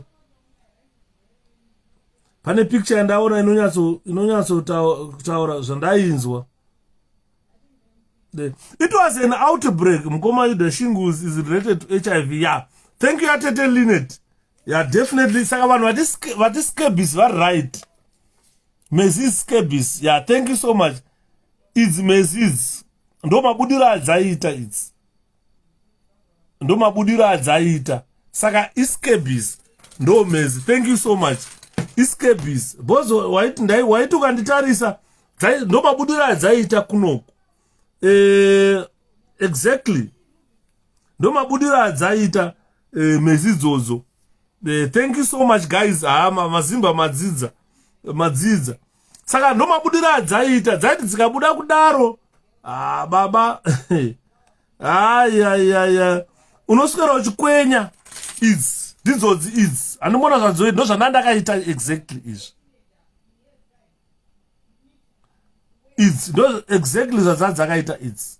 Murikuona zvandanga akaita izvi nemagaro ndo zvaanga akaita izvi nemagaro ndo zvazvanga zvakaita urwo uchibuda uchiti ukamuka kuseni zvainamira handi muri kuona. Saka 𝗶𝗂𝗏𝗏𝗃 ndo 𝗶𝗂𝗏𝗏𝗃 yacho iyoyo ndo zvandanga akaita ini nemagaro waiti ukatanga kukwatura musoro uyu zvaunenge wakaita haurare negotsi kudai kurara negotsi haurare saidiri haurare ganda rinenge richidhonza kudai so. Saka you find kuti baba munini vangu pavakagara pasi vachitarisa manje mabhunu ako kapfuta vada kupfurwa ndopavakabva varealize kuti aiwa munhu ndifokina haasi mugandanga ndopakabva anzi fokina uya ndobva auya zvikanzi uri kutsvage zvikanzi handiri kubata hove kunofidha vana andakakurwadziwa ndakarwadziwa ndobva baba munini vangu ndobva varohwa nemabhunu nemaself scouts kanzi area ino yamagandanga vachitora chikafu hanzi all body parts dzinoita sweat thanks blessing ya ndizo chaidzo dzinoparwa vakuru mavanga dzakaipa nanhasi ndinawo mavanga acho dai kuri kuti kwaari kunyatsooneka kumagaro kundai kuratidzai but handingakwanisa kuratidzai bhamu rangu handiri mai unyatsoona kuti murume akarwara mhezu magaro angu ese mavara ndaitaura mukadzi wangu ndikafa zvekutsondewa musoro zvekutadza kundiona kuti ndianuyu svika ndokuziva nemagaro ane mavara ane mhezi. Saka yusi ndakarwadziwa akana zvekutamba zvezvi haurare. Saka mainini vangu vaiti vakamuka kuseni mazuva ekutanga vaiti vakandigezesa vaindizigezesa nemvura ine sauti. Saka ndaipedzisira ndachena kunge baka yavo ndakamira panze chitonhorwa zvakaipa kusvika vazoya maself scouts zvikanzi aiwa tine mushonga waigara mumabhotoro nenge kilema aya handaiziva kuti vayonzi chimushonga wacho vaiti vakati waivava zvekuvava zviyazvo vaiti vakasvika sobva vatiti pa. Saka maini nongo vakanzi imi munomugezesa chete isu tora tichimudira mushonga kuseni zvinokasira kuoma. That was an outbreak. So ando zvaiitwa nachiyangwa seluska ndo zvaiitwa nachiyangwa izvozvo. Saka you find kuti it was an outbreak emhezi gore iroro. Vanhu vazhinji vaiti hanzi 𝗡𝗂𝗁𝗃𝗃 warfare yaishandiswa naIan Smith hanzi aona kuti akuruza nyika ndopa akatanga kumwaya machemicals iwayo achiuraya magandanga vachita sei hanzi magandanga vaifa futi nemhezi idzodzo vairwara hembe dzavo dzinenge dzakamwaiwa mhezi ameno zvaita vanhu vaiti 𝗡𝗂𝗁𝗃𝗃 warfare yaikaitwa gore iroro. Inini hataiziva tatiri vana vadiki. Saka takazobva paipa munini wangu vakuwadzwa nemaself scouts aya ndobva vatatiza. Saka tabva ipapo baba munini wangu vakabva vawana basa kuBorodale kuHarare vagarden boy ndobva vaenda kunogara kuBorodale. Inini ndo madays akabva aonekwa amai vangu. Amai vangu vakati TB yanga yavakuwadza vakazoti later on vabembenuka vakuziva.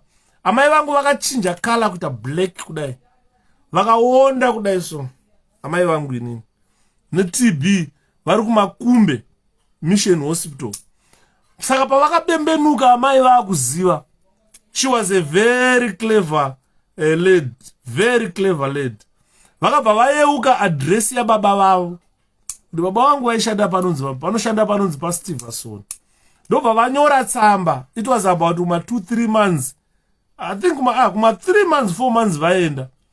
Ndobva vanyora tsamba kuna baba vavo kuti baba ndini Flora mwana wenyu ndiri pa makumbe mission hospital TB hospital. Ndobva vanyora kwakusingafambike makore iwayo nehondo. But sekuru vangu pavakangoona kuti tsamba yemwana wangu iyi vakabva vatora tsamba yavo vakakumbira kumurungu akatienda.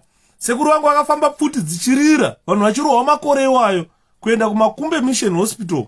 Vasvika paya ndobva vaona mwana wavo mupenyu. Vakachema vakadzoka kuna mbuya vakataura kuti Flora mupenyu ndamuona. Ambuya vakati wamuona une chokwadi zvikanzi mupenyu mwana wedu tamuona. Zvikanzi saka endai motora vana. Ndopatakazoya kuzotorwa kuNorton.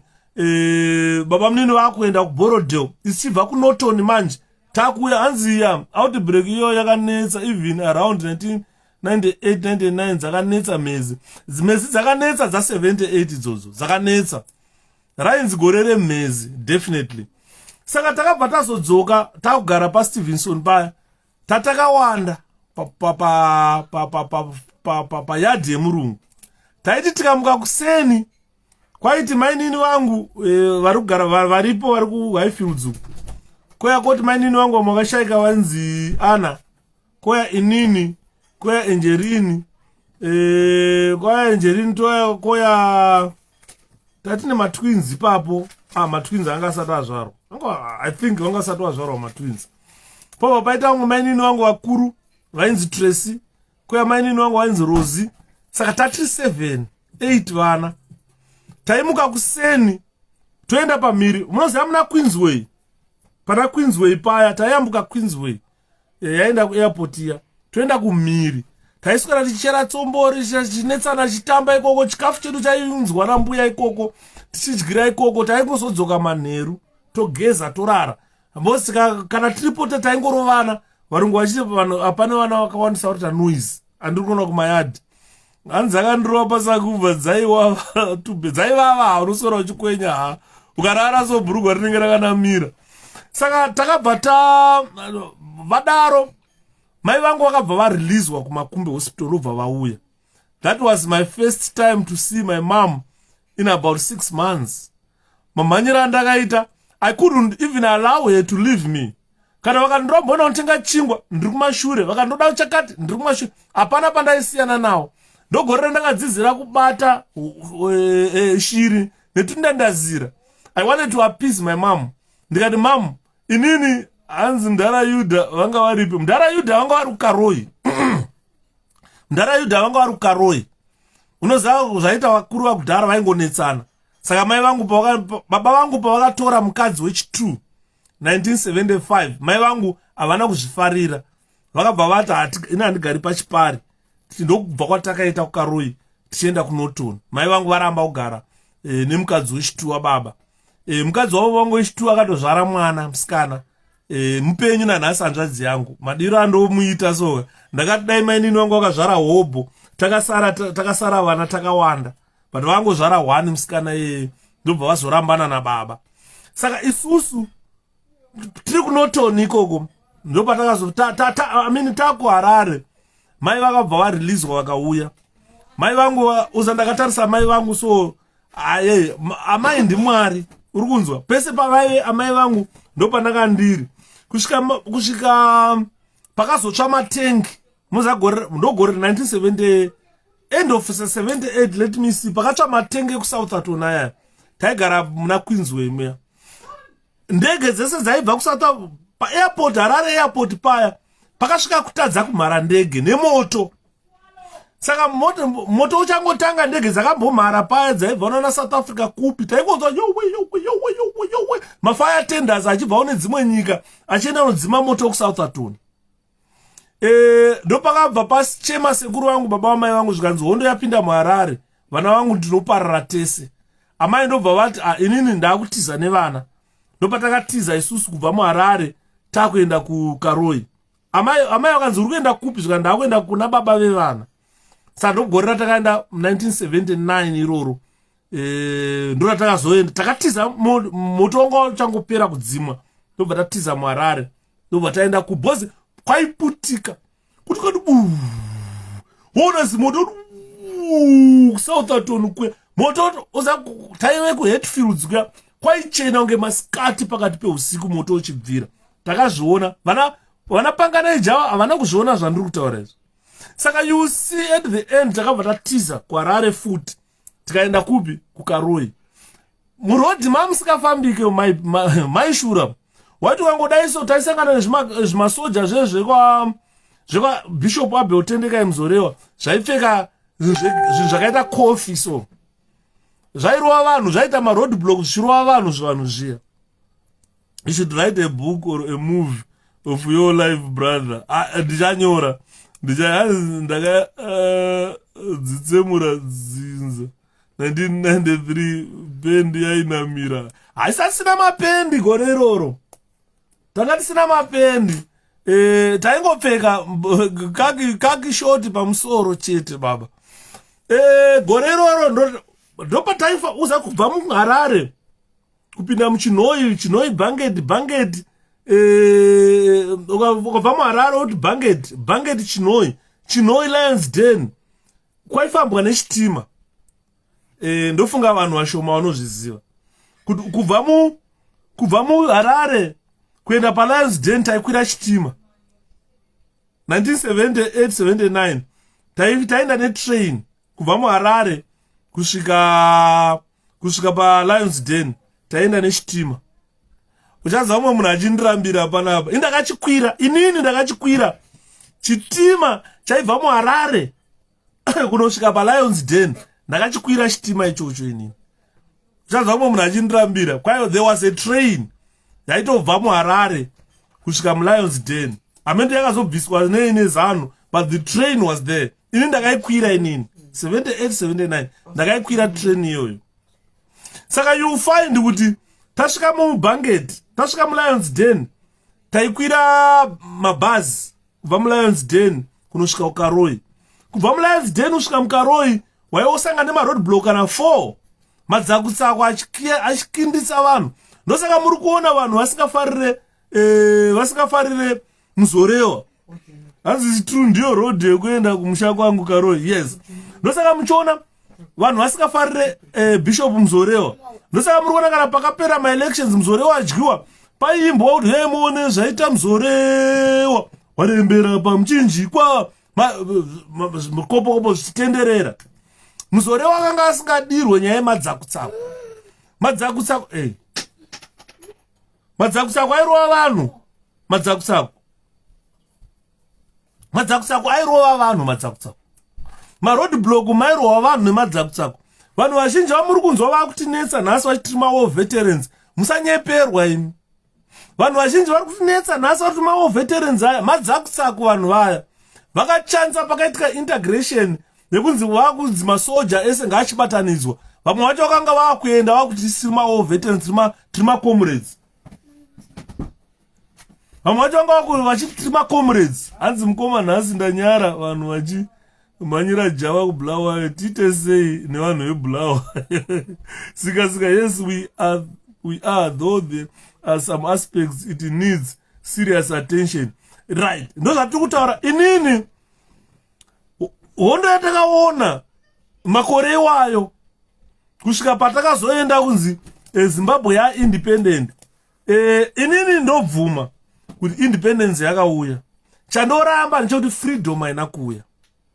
That's why tiri kuvenga Monzora. This is why muchiona Monzora vanhu havamudi. It's because yemadzakutsako. Vanhu vazhinji vaenditi kuMuzore vanovengerwe nevanhu. Ndikati Muzore vanovengerwa madzakutsako. Dzakutsako raive neutsinye raifighter alongside Ian Smith regime. Magorira yachiti vakauya zvairovana nemadzakutsako. And they were well trained, vaitotrainwa madzakutsako achienda vachinorova. Anga ari masoja UANC. Pane mumwe munhu akambondibvunza akati ko sei MDC tachiri kuMDC kana sei musikade kuitawo masoja enyu. Ndikati handizvo zvinobvumirwa here, but kudhara zvaibvumirwa. UANC yanga ine armed wing yayo yainzi madzakutsako. ZANU-PF yaive armed wing yayo yainzi ZANU-LA Force. ZIPRA ZAPU yaive armed wing yayo yainzi ZIPRA. Andimaona. Saka vana Nzondora vana Monzora ava vakanga vari vanga vari vanhu veUANC akanga ari madzakutsako. Ndosaka muchiona vanhu vasingafarire Monzora.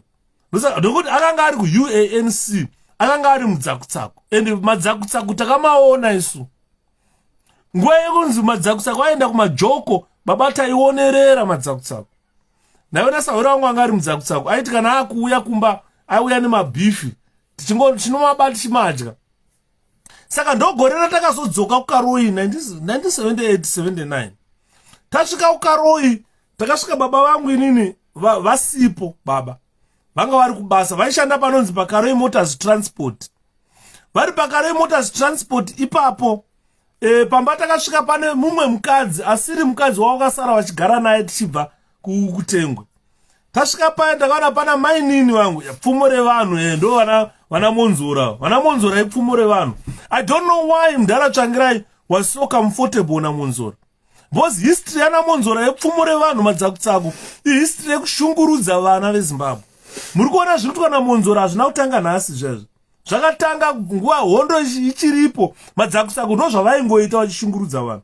Muzore wakafoma yanzi Zimbabwe Rhodesia. Pane imwe nyika yakambofomwa yamusingazivi, vana Java vaizivi, yanzi Zimbabwe Rhodesia. Muzore ari prime minister wayo. Vakavanaka vakomana vana Monzora musaisa padhuze vatengesi vayo. Madzakusaku aipfumure vanhu. Nanhasi kwatotarisa kana pamavoters row aivepo makure pane pakatonzi pfumure vanhu yakanga iri UANC. Ndo yaiyo yana Monzora. I don't know why Mdara Changirai was so comfortable with the Douglas Monzora. Andimona. Saka takasvika dera takasvika pamba pa next door pedu. Mukanza ndichitaura kuna baba vanoti baba munini chance baba chechi ndo vaigara pa next door pedu.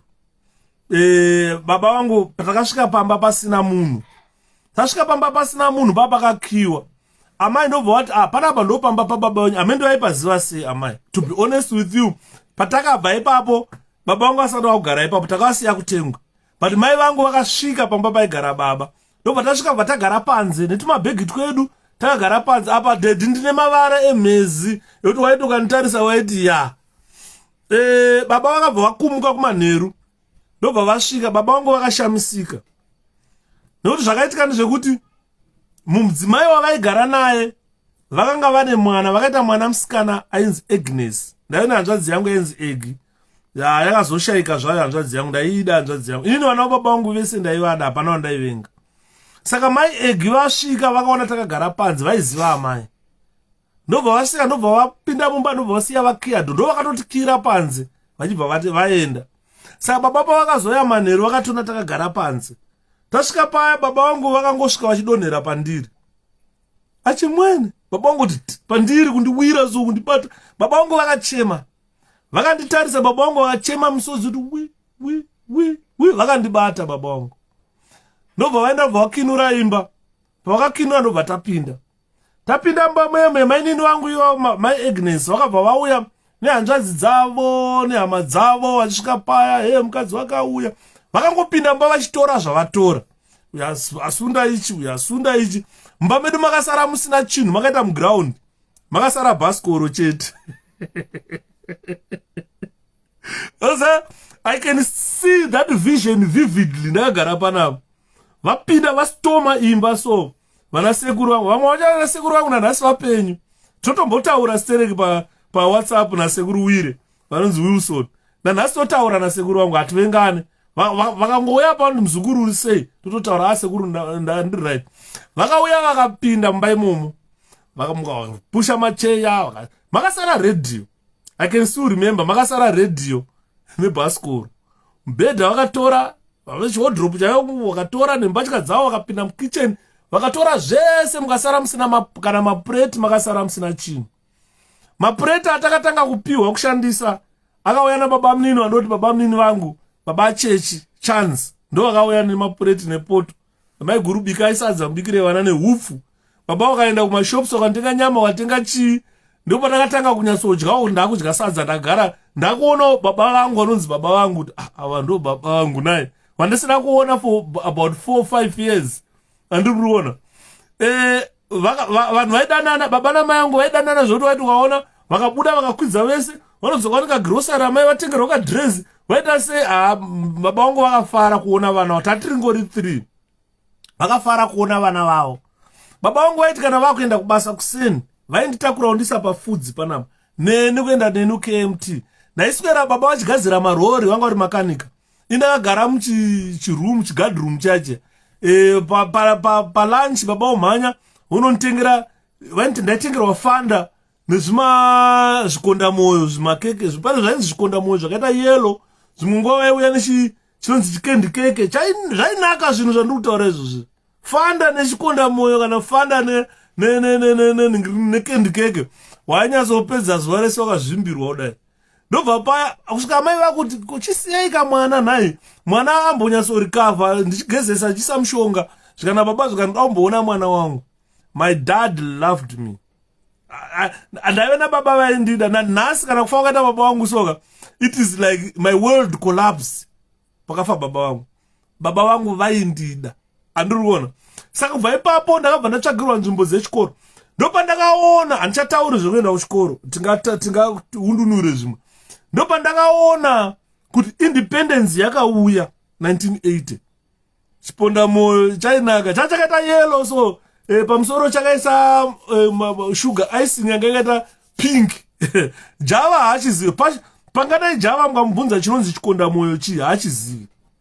Mukamubvunza chinonzi chikendi keke chii haachizivi. Chakaiswa icing yakaita pink. Chikondamoyo chaita yellow, so ngechimodho. Ndochataidya chaitika mukasimeri wedu waiti ukachidya so wainakirwa. Ndochandaitengerwa nababa vangu nebhodhi refanda.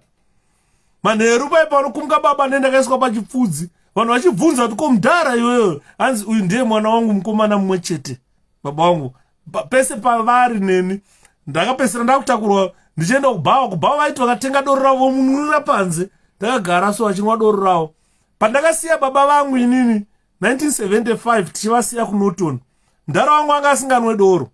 Ndakashamisika patakazodzoka kuma 78 79 ndakuona mudhara wangu akunwa doro. Chainaka chikondamoyo. Aicho chainaka ichoche. Vana Java havana kuchidyawa, chandiri kutaura. Vana Passion Java, vana Pangana yava havachizivi. Vana Tafadzwa Mugwada ava nyanhoroondo yandiri kutaura havana havaizivi. Vafana na Eustace pamwe uda haatoizivi nhoroondo yandiri kutaura. Ndakutadza Pamela chikenduza. Hachaziye chikondamoyo. History yandiri kutaura havaizivi. Vafana vatiri kutaura vana Passion Java, vana Pangana yava, ivo vana Tafadzwa Mugwadi vari kuimba one party state nhasi. Havazivi nhoroondo yandiri kutaura. Andiri muri kunzwa. Saka takatagara ukamuudza tipewo nhoroondo yako kubva 1975 kusvika 1988. Java anga asati azvarwa, anga asipo. Tafadzwa Mugwadi anga asati azvarwa, anga asipo. Iyi nhoroondo yandikanotaura nababa vake vakagara apo, namai vake vakagara apo. Kwete iye haakwalifai kugara apo achitaura neni nhoroondo yandiri kutaura.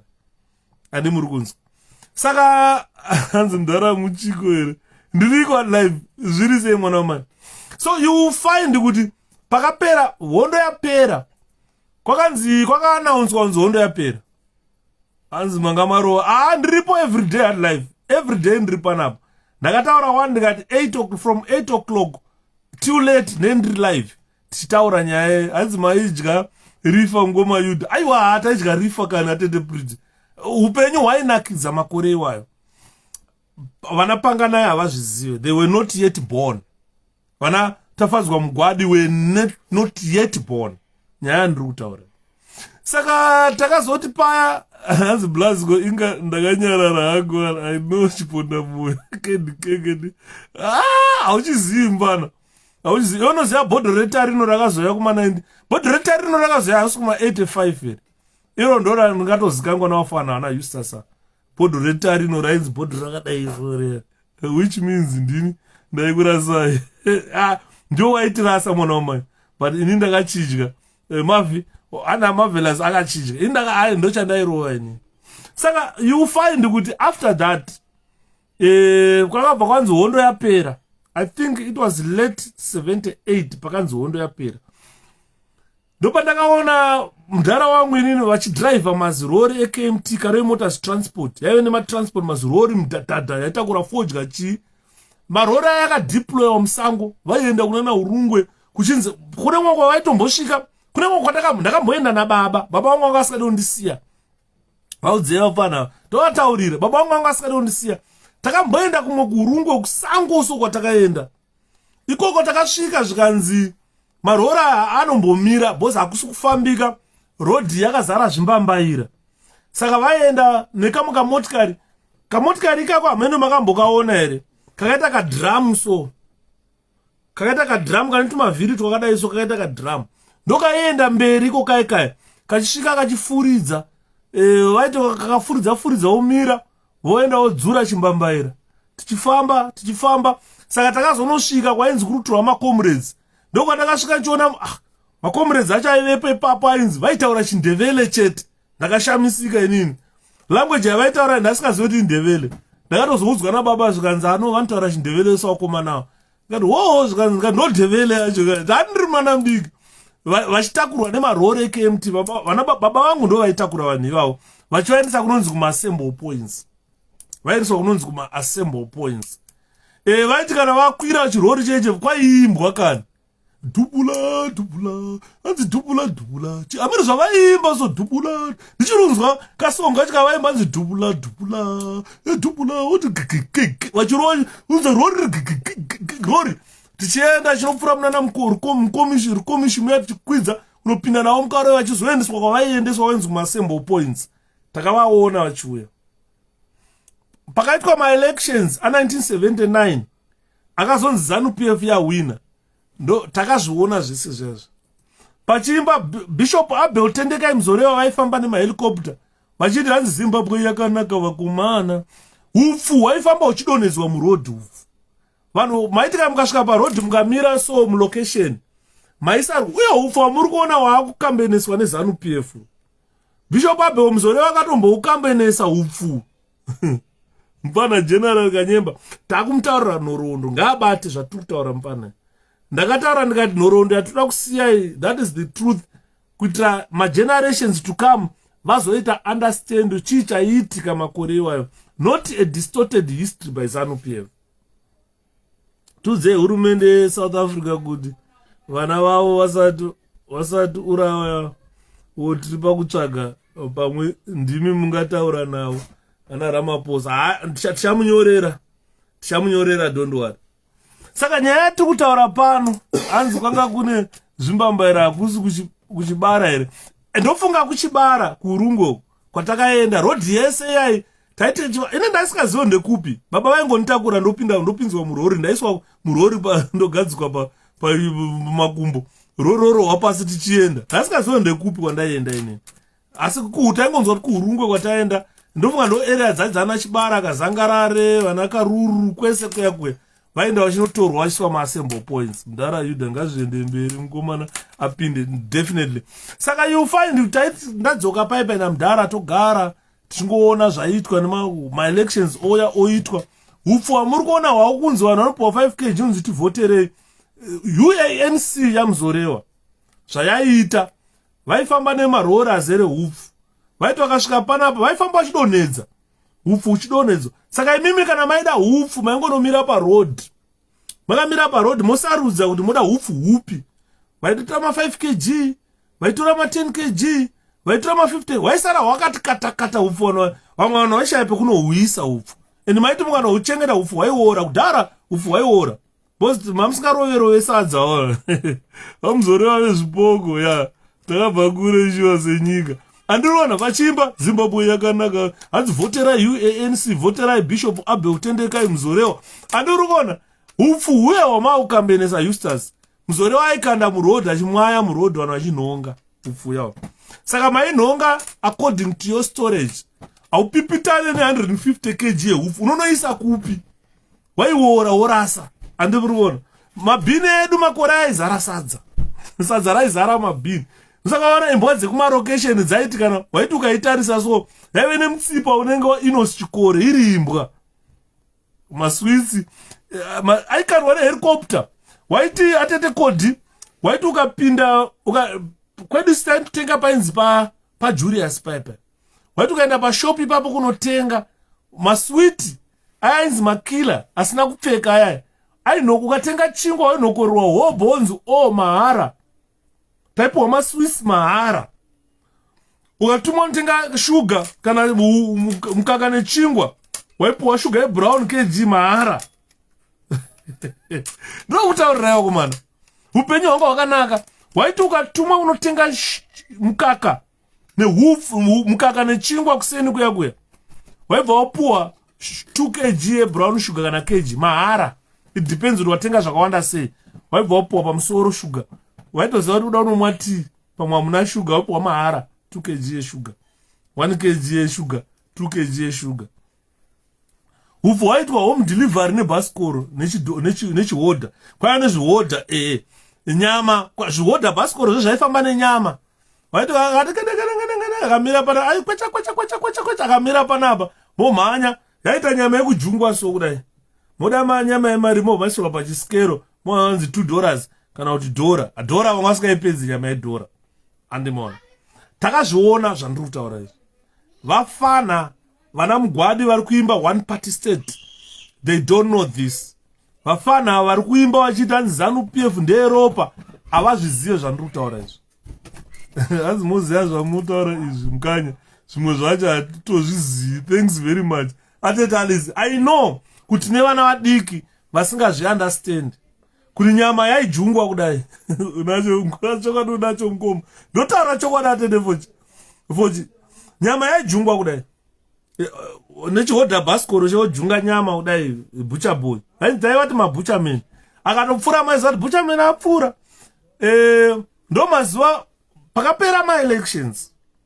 ZANU-PF vichibva yanzi yahwina zvainyadzisa kutenga 5 kg yehupfu zvainyadzisa taura yenyu mukoma zvainyadzisa hanzi mukaka waiswa mukaka newspaper kana dzimongwa kana chingwa mukatenga chingwa chesvondo rese loaf a day maingobhadhira ka1 nemukaka ka1 svondo rese dairy board aita kanengene aingosiya akanda mukaka padho imi chenyu maingomuka muvhura dho munhonga mukaka kana nechingwa chingwa chaifamba nezvinenge zvezvamunoona zvinotengeserwa maice cream zvezve kwaine zvimabhasikoro zvakadaro so zvaitengesa chingwa futi hanzi blast that time vanhu muzoreva yakatanga iri neighbor yangu vaigara kuna mususu kumfakozi isu tichigara kuna musasa paiva nebasa paipai paive nebasa vana bishop abhe utendekai muzoreva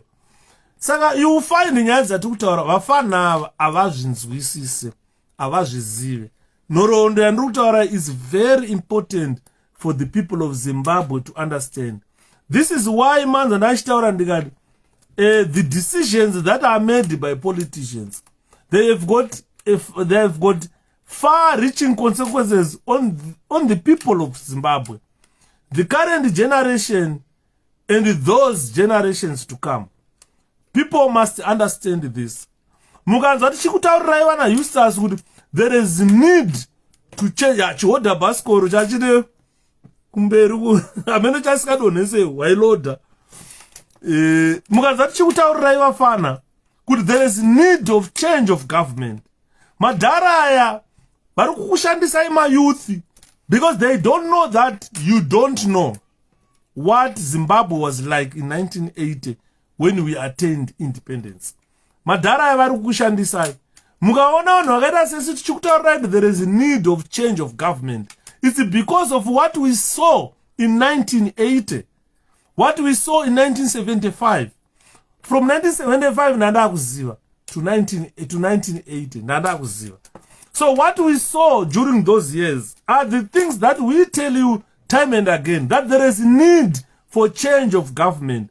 Because ZANU-PF government, when they came to power in 1980, they made the decisions which had consequences on the lives of the generations and the generations of Zimbabweans, including the current generation and the generation to come. They have got no idea of running a country. Motikari Eustace, unoziva motikari dzairaswa motikari mazefa aya ainhongwa kumadhodhobhini motikari.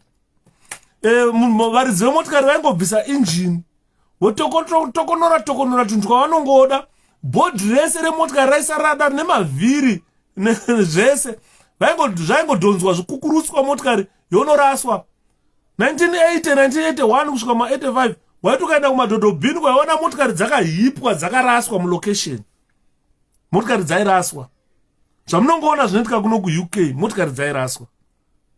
Madhiramu chaiyo airaswa. Hakuna munhu aicheka dhiramu kana kuisa mvura mudhiramu kana kucheka dhiramu kuita roofing, hakuna.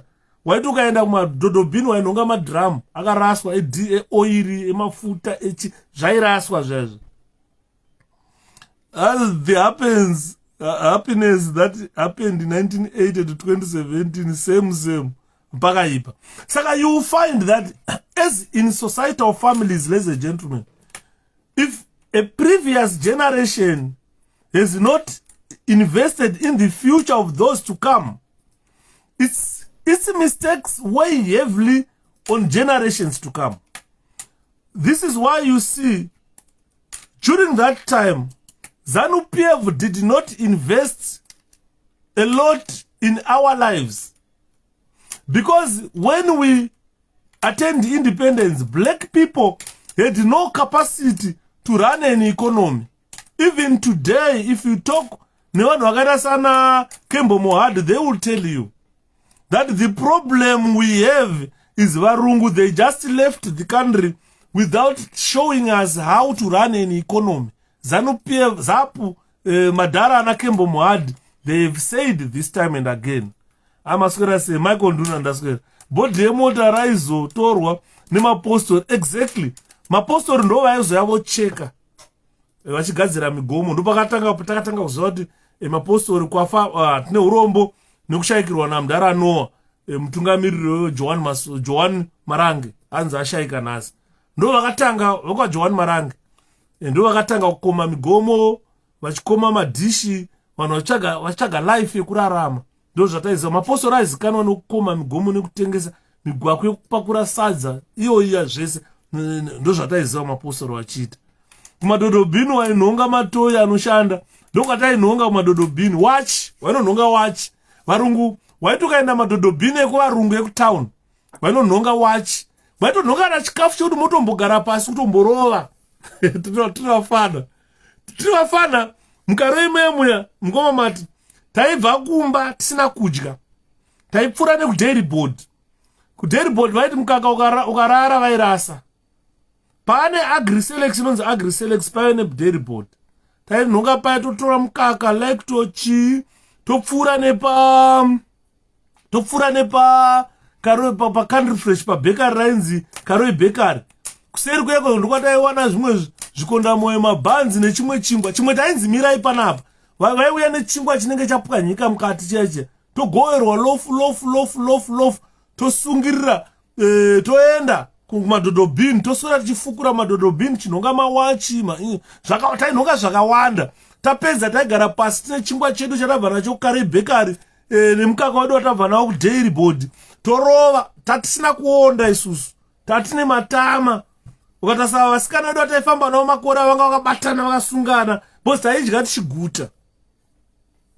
Who is to take the blame today about the failures happened since 1980? Mkoma David, it is the government. Because yes, if you were here yesterday, when I was talking about policies, let me check for you what I was talking yesterday about. My policies, a government. The government is to blame. The government is to blame, my brother. The government is to blame. Let me check for these policies that I was telling about, that I was telling you yesterday about.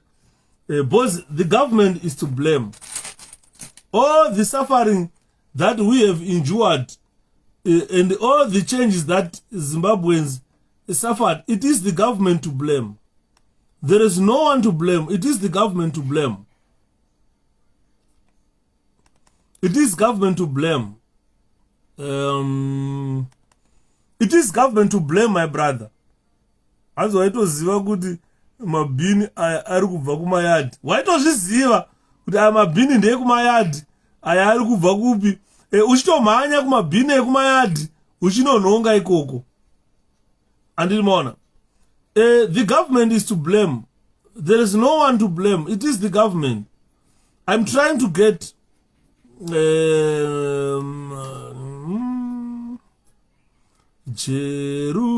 Jerusalema msha wangu, musha wakanaka, one dzimba dzakanaka, nekudya kutsve, kana takunda tichazoonana, tichazoonana kudenga. If it's the government to blame. Was it ever changed? You cannot, it was difficult to change the government. Reason being, there was too much propaganda which was being channeled through the ZTV and ZBC. There was no social media during that time. There were no phones during that time. We had no idea of what is happening in Zambia, of what is happening in Botswana. All the changes which were happening in other countries, the population of Zimbabwe was kept unaware. So the propaganda made it very difficult to change the government.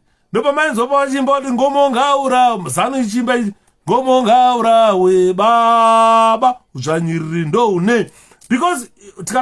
why we blame government.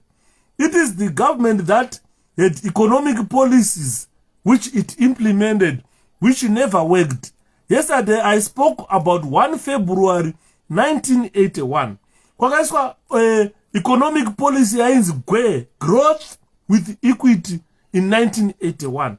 That policy never worked.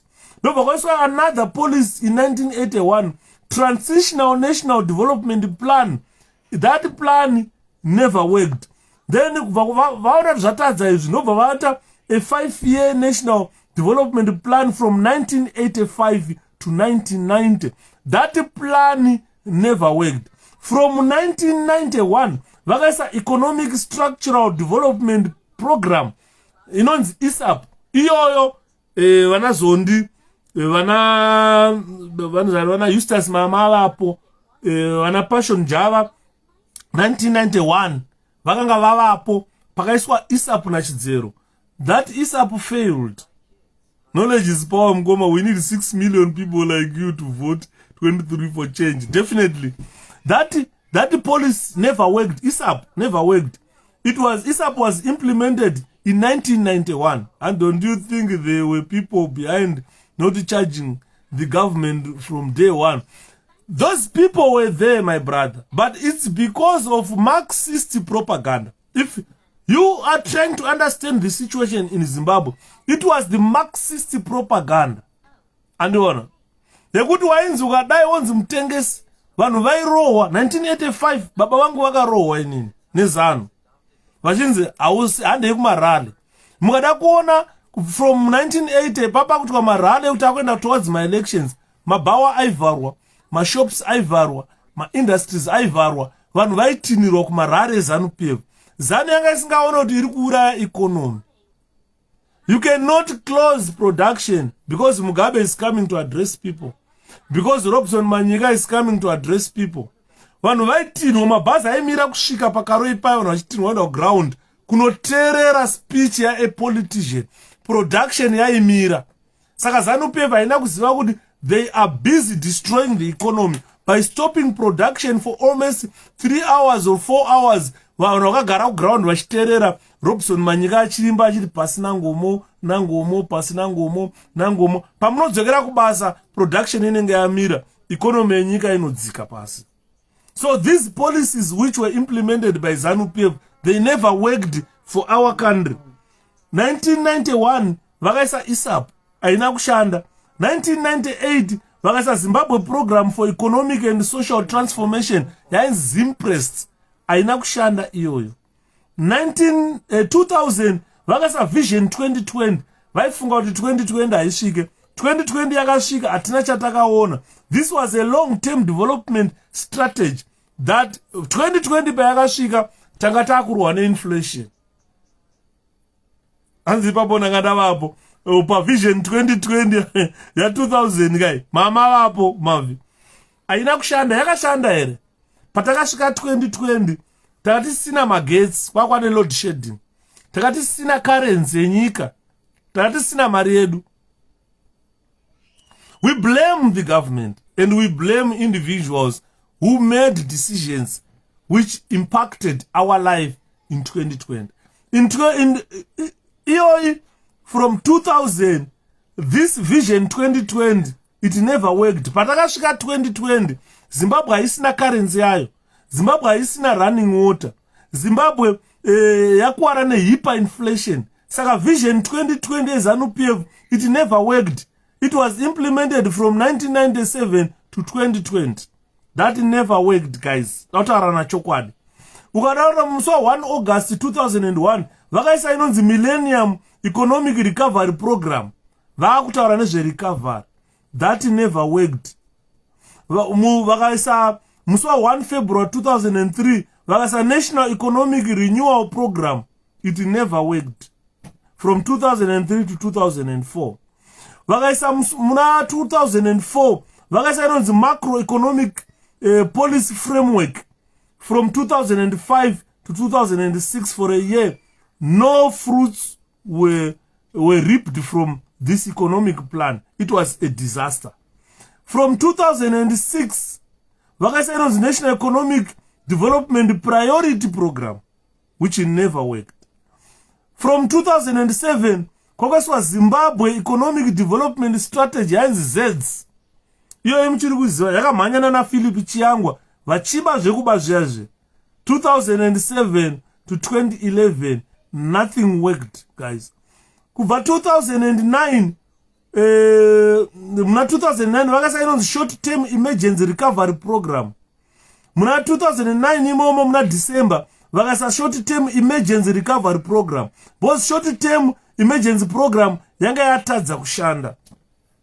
The country yaideteriorata, nyika ichiparara, ZANU-PF ichi-experimenta neupenyu hwevanhu. That never worked. From 2011 vakaisa inonzi Medium Team Plan. Haina kushanda. Mama plans acho vanhu havachatombomazivi. Because hamuna nguva yekumaverenga kana kuda kumaziva. Nenhaurwa kuti munenge maakumhanya muchitengesa madomasi, muchitengesa mango kuti vana vaende kuchikoro. Izvozvo kutaura kwatiri kuita kune inonzi 𝗲𝗏𝗃𝗃. 𝗲𝗏𝗃𝗃 yaifana kupera 2018. 𝗲𝗏𝗃𝗃 akabenefita pa𝗲𝗏𝗃𝗃 ndiani? Iyi ndo generation yenyu ndo yaakuziva. Mukoma Humphrey 𝗡𝗁𝗃𝗃. Saka tiri kutaura zvekuti ZANU-PF ngaisa ita monopolize issue independence. Issue independence must never be monopolized. Ngoma ida muri kufumura varoi vari kuzvinzwa. Ngavazviteerere vazvinzwe mwana wamai. Ma policies awa vakaisaya, they never worked for us. They never worked for the country. So I am saying, ladies and gentlemen, generations, the current generation is destroyed.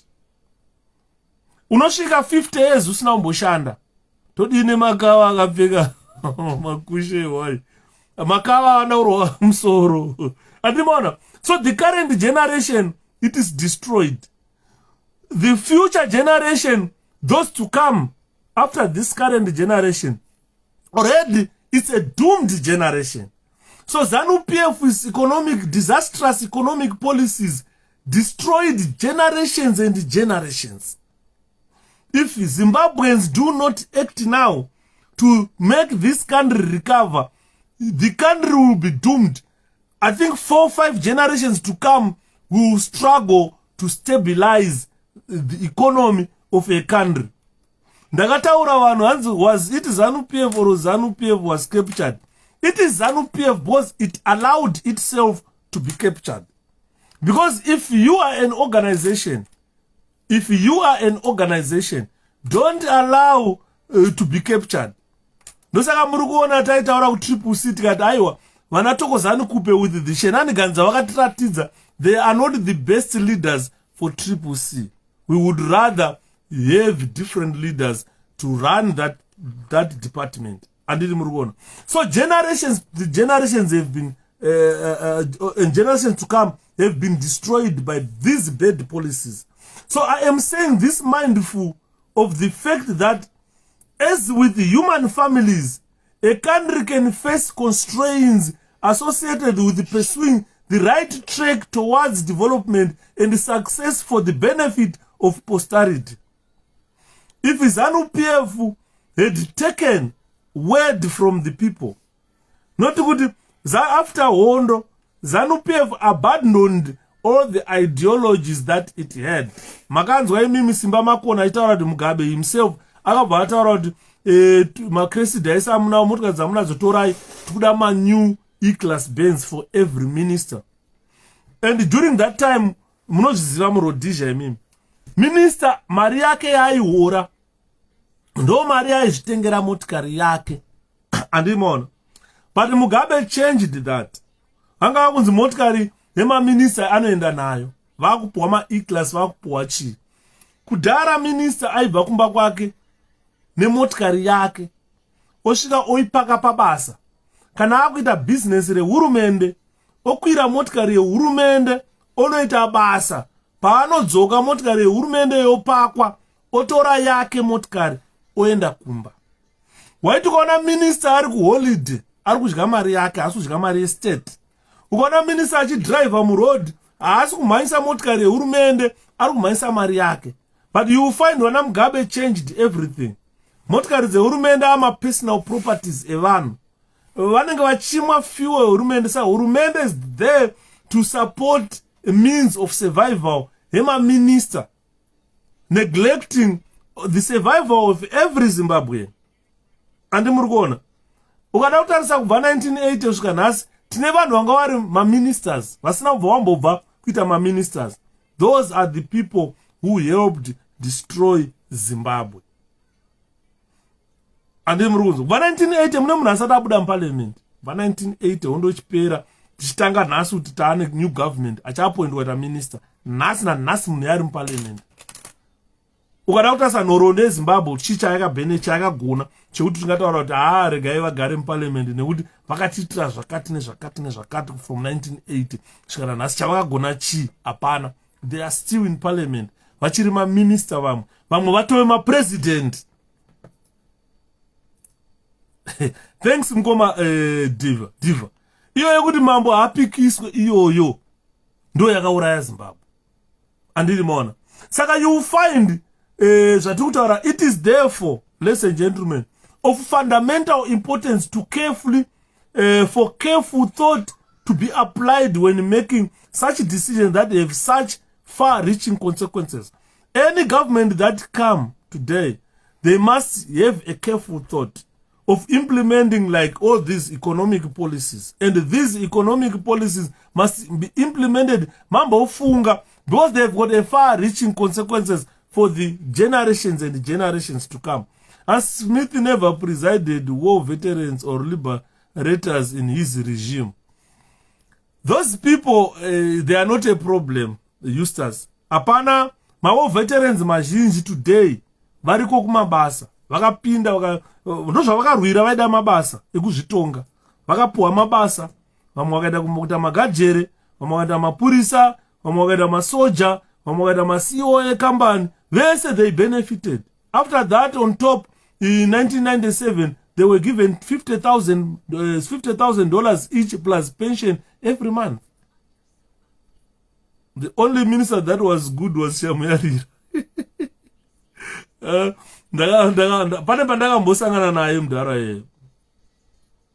So you find that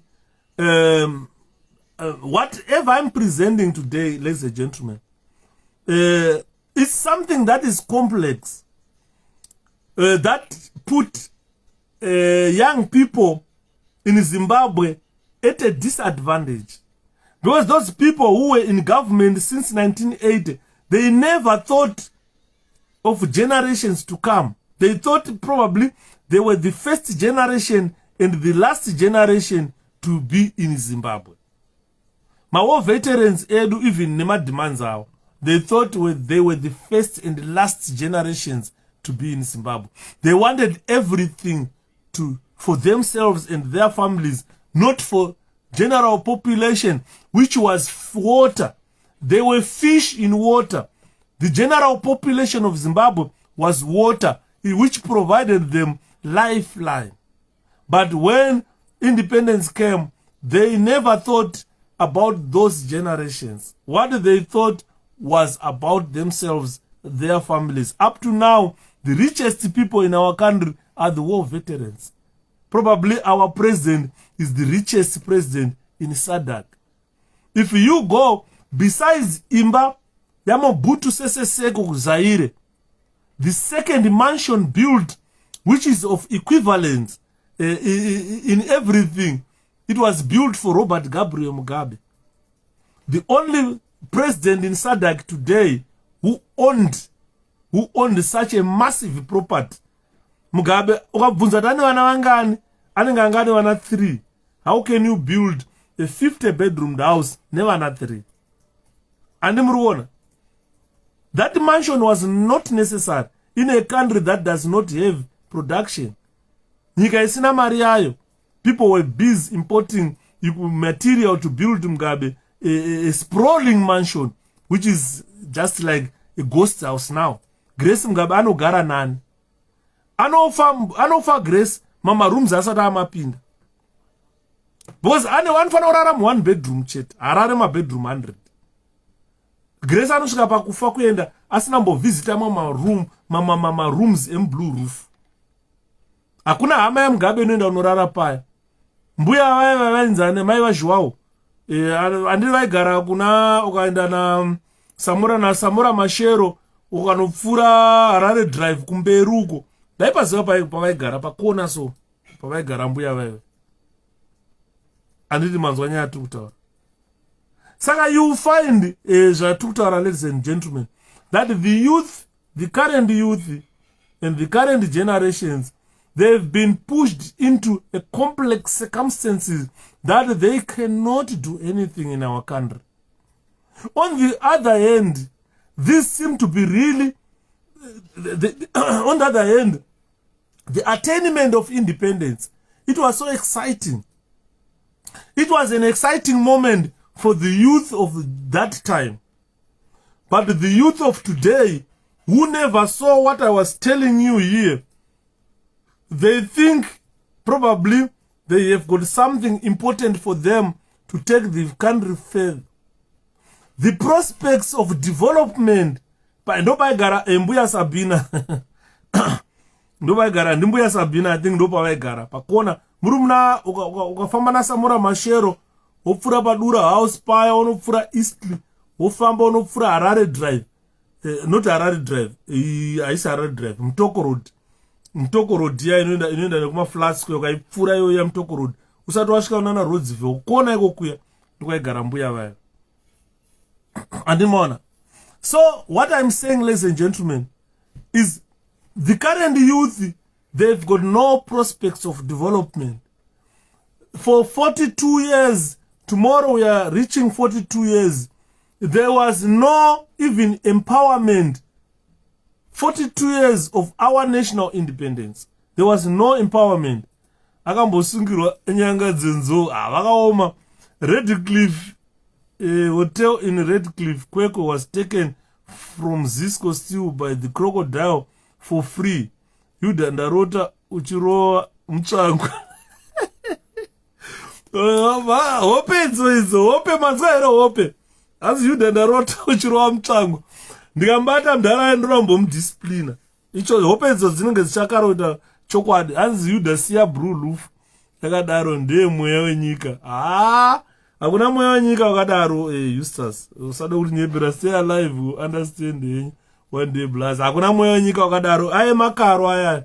Yekuti munovaka sprawling imba munyika isina mari, nyika isina mvura, nyika isina magetsi, nyika isina a cancer unit. Movaka imba yakadaro ya. That house will be go. Eustace, have you ever been in Congo? Have you ever been in DRC, Eustace? Go to DRC today and see a similar property like Blue Roof. You look DRC. Unaona ati yaita si. Yakasiwa na Mobutu Sese Seko. Unonzwa tsitsi Eustace. Nyaya ndikutaura. Unonzwa tsitsi ukaenda ku DRC. Ukanoona imba yakasiwa na Mobutu. Mobutu Sese Seko. Inenge ya Mugabe yayo. Inenge ya Mugabe. Ukaenda ku DRC unonzwa tsitsi mwana wamai. That was money wasted for the Congolese. At the end, he ran away from that country. So for 42 years, you were busy building Blue Roof for nothing. This is especially so when one listens to the rhetoric that has been espoused by our contemporary leaders in the country and on the continent at large regarding youth empowerment. Instead of empowering us, these gentlemen were telling us that you are the future leaders of Zimbabwe. When our time comes to lead, they are telling us with Chamisa Mwana Mdiga. If you ask them how old they were when they attained independence, why would they say a 45-year-old man was Mwana Mdiga? They never made any attempts to empower us as the people of Zimbabwe, as the future leaders of our country. Why do we have some people from 1980 until now in parliament? This is a very good question, Ngoma Diva. Because they have committed crimes. Let me answer you. I need to be open here. Most of these people committed crimes. And they know when they leave office, they are bound to be tried. This is why you see they cling on to parliament. Because they know the parliament has got the power to call for their investigation, to call for their incarceration. This is why you see they cling on to parliament, cling on to power. Avasuda kuchudzura power. Not vane mhosva dzavakapara. Vazhinji vacho mbavha. No problem vanhu vezano kukoshesa zvisipo. Andini maona.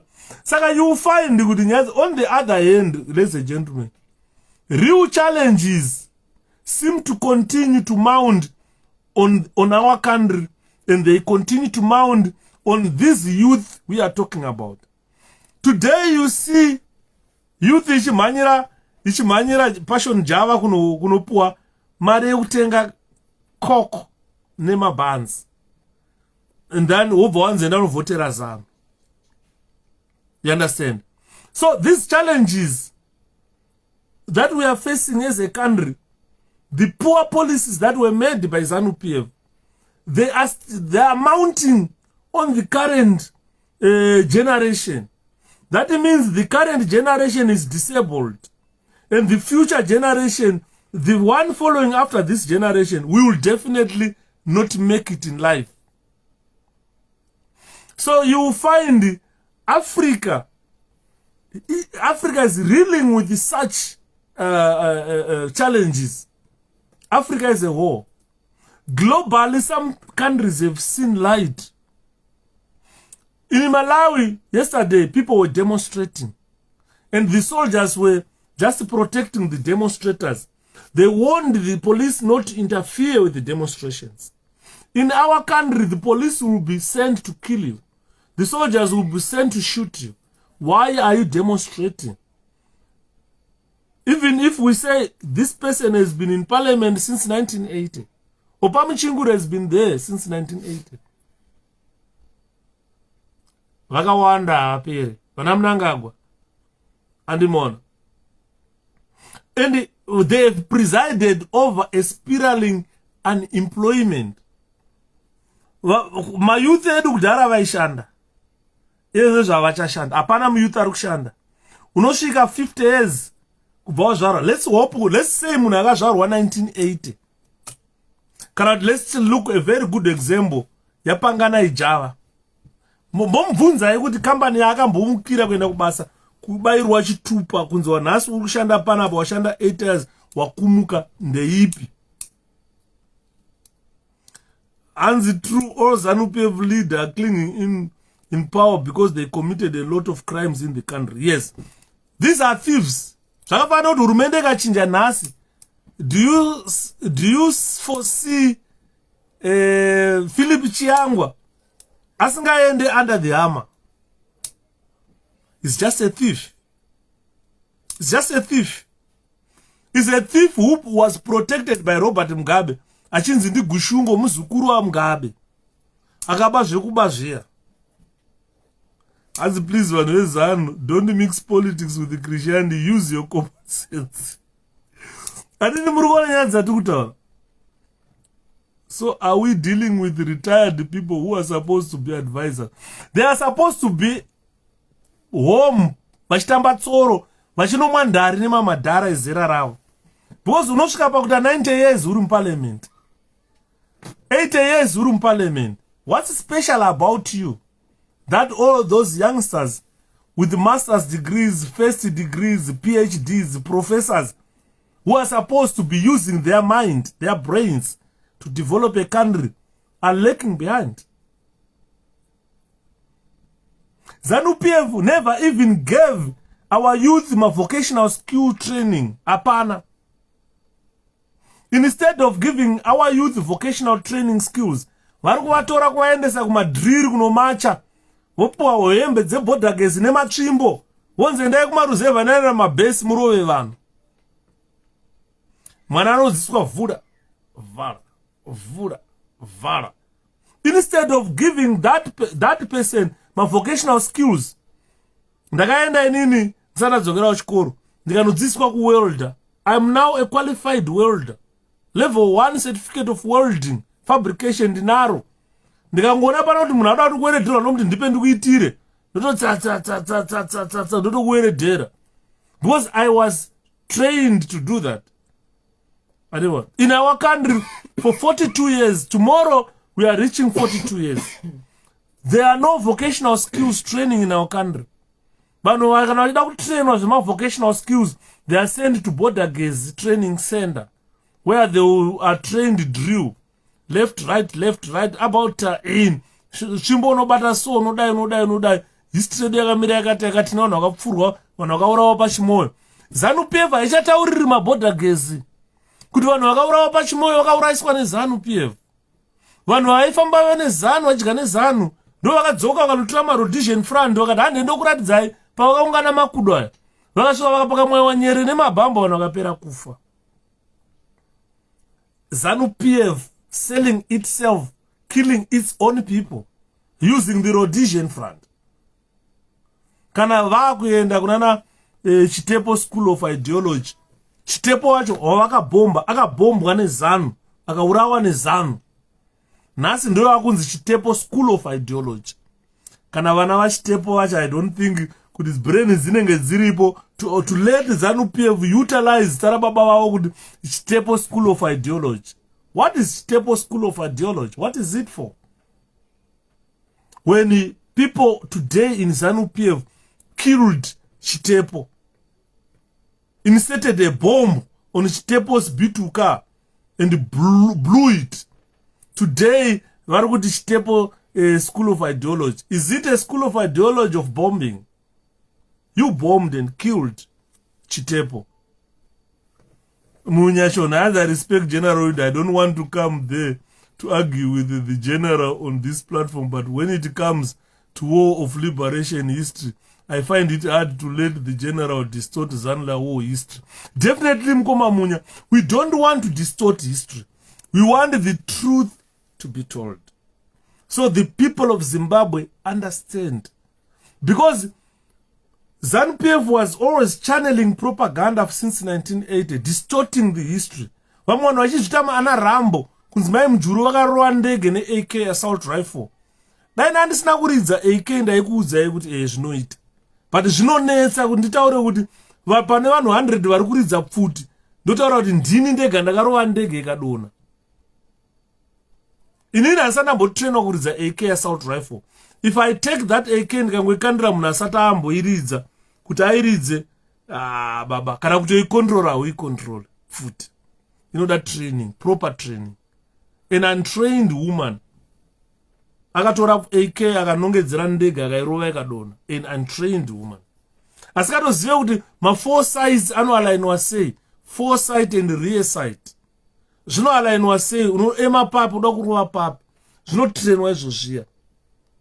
A person is trained to use to fire a firearm. When I'm training you, I must train you how to aim and hold that weapon, how to align your sights where you want to hit with your bullet.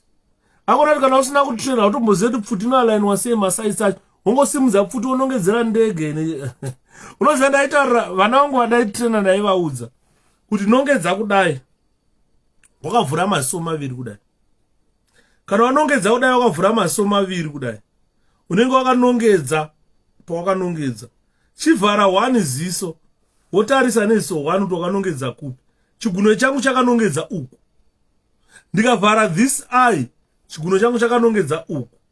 Saka kukavhura maziso both eyes, kuti ushandise both eyes to aim, kuti urove target, that is very impossible. I know some can do it, but not all of us. I cannot hit a target ndakavhura both eyes. I need to close one eye. Ndoshandisa one eye. Rondipa accurate alignment of sights. Ndichirova target rangu. Zviri simple. Kuti munhu asina kutrainwa haasozongotsinzinya ziso obvious. Anozongotsinzinya bara rakubuda panodzvanya trigger, and amene anenge akaudzwa trigger ndiani. Panodzvanya trigger kudai anenge adayo. Andorira iye. Bara hatoona kuti kuenda kupi. Zezatadzisana kuti ndita follow through choti bara rako kurwa papi. Munhu asina kutrainwa kwamuridza pfuti anorira iye. Achivhara maziso. Munhu akatrainwa chaiye vamwe taitopesera tatsika pauroti. Iwe uri kurira iwe uri kurira. That's true, that's why there is a sniper. Exactly.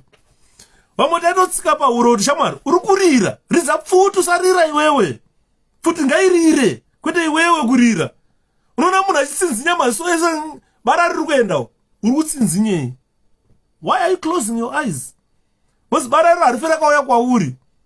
Bara rako rakanongedza uku but kurenji uku ndokuri kuenda bara rako ikoko. Asi iwewe pauri kutriga uri kubva watsinzinya. Maoneka kuti kana akutriga anoda kudhonza zitriga redu boom. Kuti aiwaka. The moment yaunongoti boom chidaisowa pfuti yako yatopotsa. Pongo watarisa pasi ndipo wakurova. Why can't you be gentle with your weapon? Hakuna kana mukadzi anogara nemurume ari rafu kudaro. Kuti wanoda kufata mukadzi unobva watomutsipa kuti bim. Aiwaka mukadzi anotaura sarai baba. Mukadzi anoda kuromenzwa ubatwa zvakanaka. Iwawo nemaoko eromenza akanaka. Yekuti kana wakubata kuti uda kukisa mukadzi hauti mutsipa udhonza kudai. Anokuramba. Futi inokuramba zviri simbu. Ngadzisafanira kuti chinhu chinokuramba bhebhe rinotomboshingirira. But pfuti inokuramba zviri simbu. Ipapo pfuti inokuramba. Kuti kana wada kuridza pfuti wobata trigger airi unorova mashizha. Unonopfura shiri dziri kuzvibhururukira mudenga umo. Be gentle with your trigger. Squeeze it nicely. Make sure you put your trigger right there. And wobhendesa chiguno chako mushe. Don't think about triggering. Think about aiming at the point you want to hit. Triggering inongoya naturally. Inongoya naturally. Wakatarisa kuti bari rangu rikuru apo ndipo here pandiri kurova chete. Aikona zoti unobata mukadzi kuti kisa aya inokuramba. Futi inokuramba there and there. There and there. Ndosaka uchiona tese tisina zvipo zvekuve masnipers. Mumwe munhu haatofa akaita akagona kusniper nepfuti. Azviite. Kana kukudzisa 100 years. Unongoti zveginya. Trigger haidi ginya. Inoda nice squeeze, nice and easy. Kuti kana ari mukadzi. Ndosaka uchiona dzimwe nguva vanhu vakatraina chiinstructor. Ukaona ukadiwa nemusikana mabatiro atoita musikana akanaka zvekuti handifunga kuti musikana ungandiramba ine. Handifunga kuti musikana ungandiramba ndadana nemusikana. Handifunga kuti ungandiramba. Handabva ndamborambwa nemusikana wandakadana naye. Because ndoziva kuti ndove gentle pamusikana. And I don't butiti zveginya. Mandisetsa nhasi mukomapita. Aiwa kutaura kuti vanhu vazive zvatiri kutaura. Saka what I'm saying here is, I'm talking of vocational skills here. Could for 42 years, tomorrow, Zimbabwe will be 42 years old. 42 years old, Zimbabweans, they were never taught of any vocational skills. By now, Zimbabweans needed universal access to education. The education that we got, it was up to primary level. Hey, we are the most educated people. No. I don't think that is true. We are the most literate people. Ukasvika grade 7, unonga wakuverenga newspaper. Pandakasvika grade 7, baba wangu waindivigira newspaper. unenge wakuverenga newspaper, unenge wakwanisa kuweka maths, add and subtract, unenge a bit functional in your mind. Saka you become someone are illiterate. You can be able to write with a pen and a pencil. Saka being literate does not mean being educated. And I will expect him to give a special speech of passing the baton to the future leader, possibly young and energetic for new ideas and a new approach. The old generation has failed. Thank you, Mkoma Munya. So what I'm saying is, Zimbabweans, we are literate. We can use a pen to write. You can think what to write and write. You can write legibly. We are literate. Ndikakunyorera tsamba unoverenga unopindura. We are literate. Ndikakupa 1 plus 1 unoti answer 2. Kwete zvamudhara munanga kwazvo kuti 10 plus 4 40 unenge wane 40 mombe is being illiterate. Andimona. Saka you will find kuti the universal access to education that we were supposed to have got during that time, we got it to the primary level. Secondary, vabereki vanga vakunzi bhadharai mega. And vabereki vakanga vakuremerwa kubhadhara. Vazhinji vacho zvaita kudhara wainzi mwana musikana kana pamusha pane mwana musikana ainzi anoroorwa. Zviri nani withdraw musikana toendesa mukomana kuchikoro nekuti hakuna mukomana anoroorwa. Mapolisi akanga akuitwa nekuoma kwanga kwakuita upenyu muZimbabwe. Vasikana vazhinji vamunoona vari muZimbabwe vazhinji vacho they are just illiterate because vai prepare to be housewives. Vanga vasinga prepare to be decision making people in culture, in our life or in the country. Saka maona vasikana vai withdrawiwa. Kunza kana unowana vasikana 2-3 ngawambomira kuenda kuchikoro endesai mukomana adzidze. Mukomana wacho kunyange riri dofu raiti ngozosvika form 4 ronofoira rakumberi. Andii muri kuona. But now ndopataitaura kuti universal access to education yeZANU-PF, it did not work like what we expected. Very few women were educated. They are literate. Yes, we have got a high literate rate. Because takasvika grade 7. Vamwe vana vasikana vaita angosvika grade 7 baba namai havasina mari.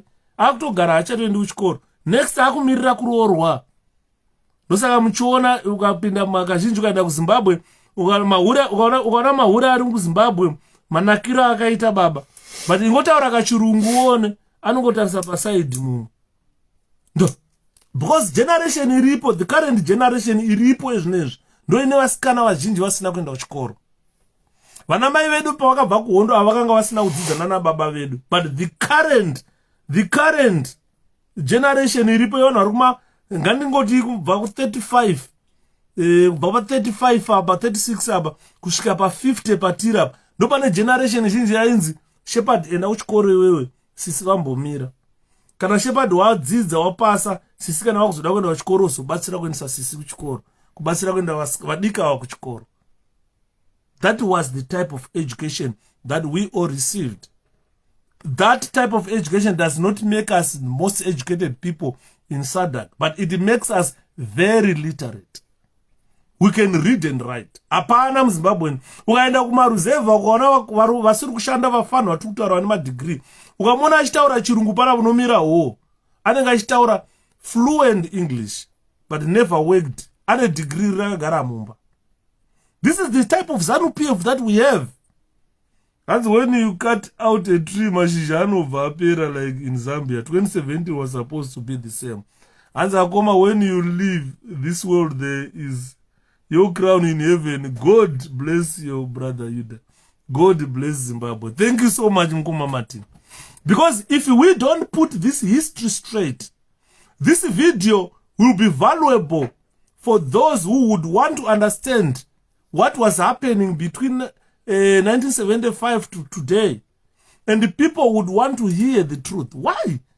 MaZimbabweans vakarega nyika ichiwodzwa kusvika tave the only country in the world ine vanhu vanoora 100 trillion iyoyo haikwane kutenga mango, haikwane kutenga loaf rechingwa. People would want to know why we suffered that high inflation.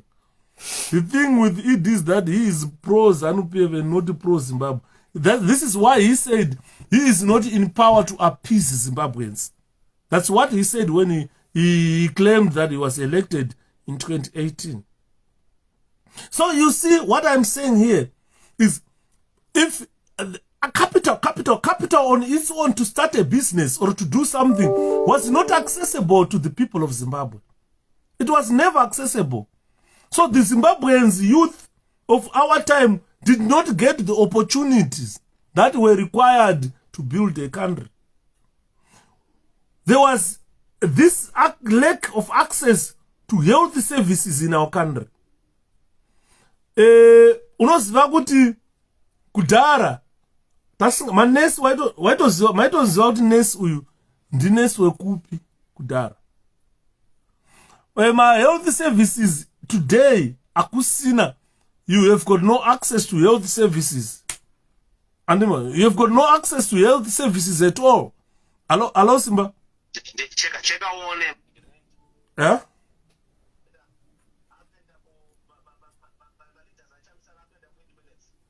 And Drop Alive, I'm talking about that as well.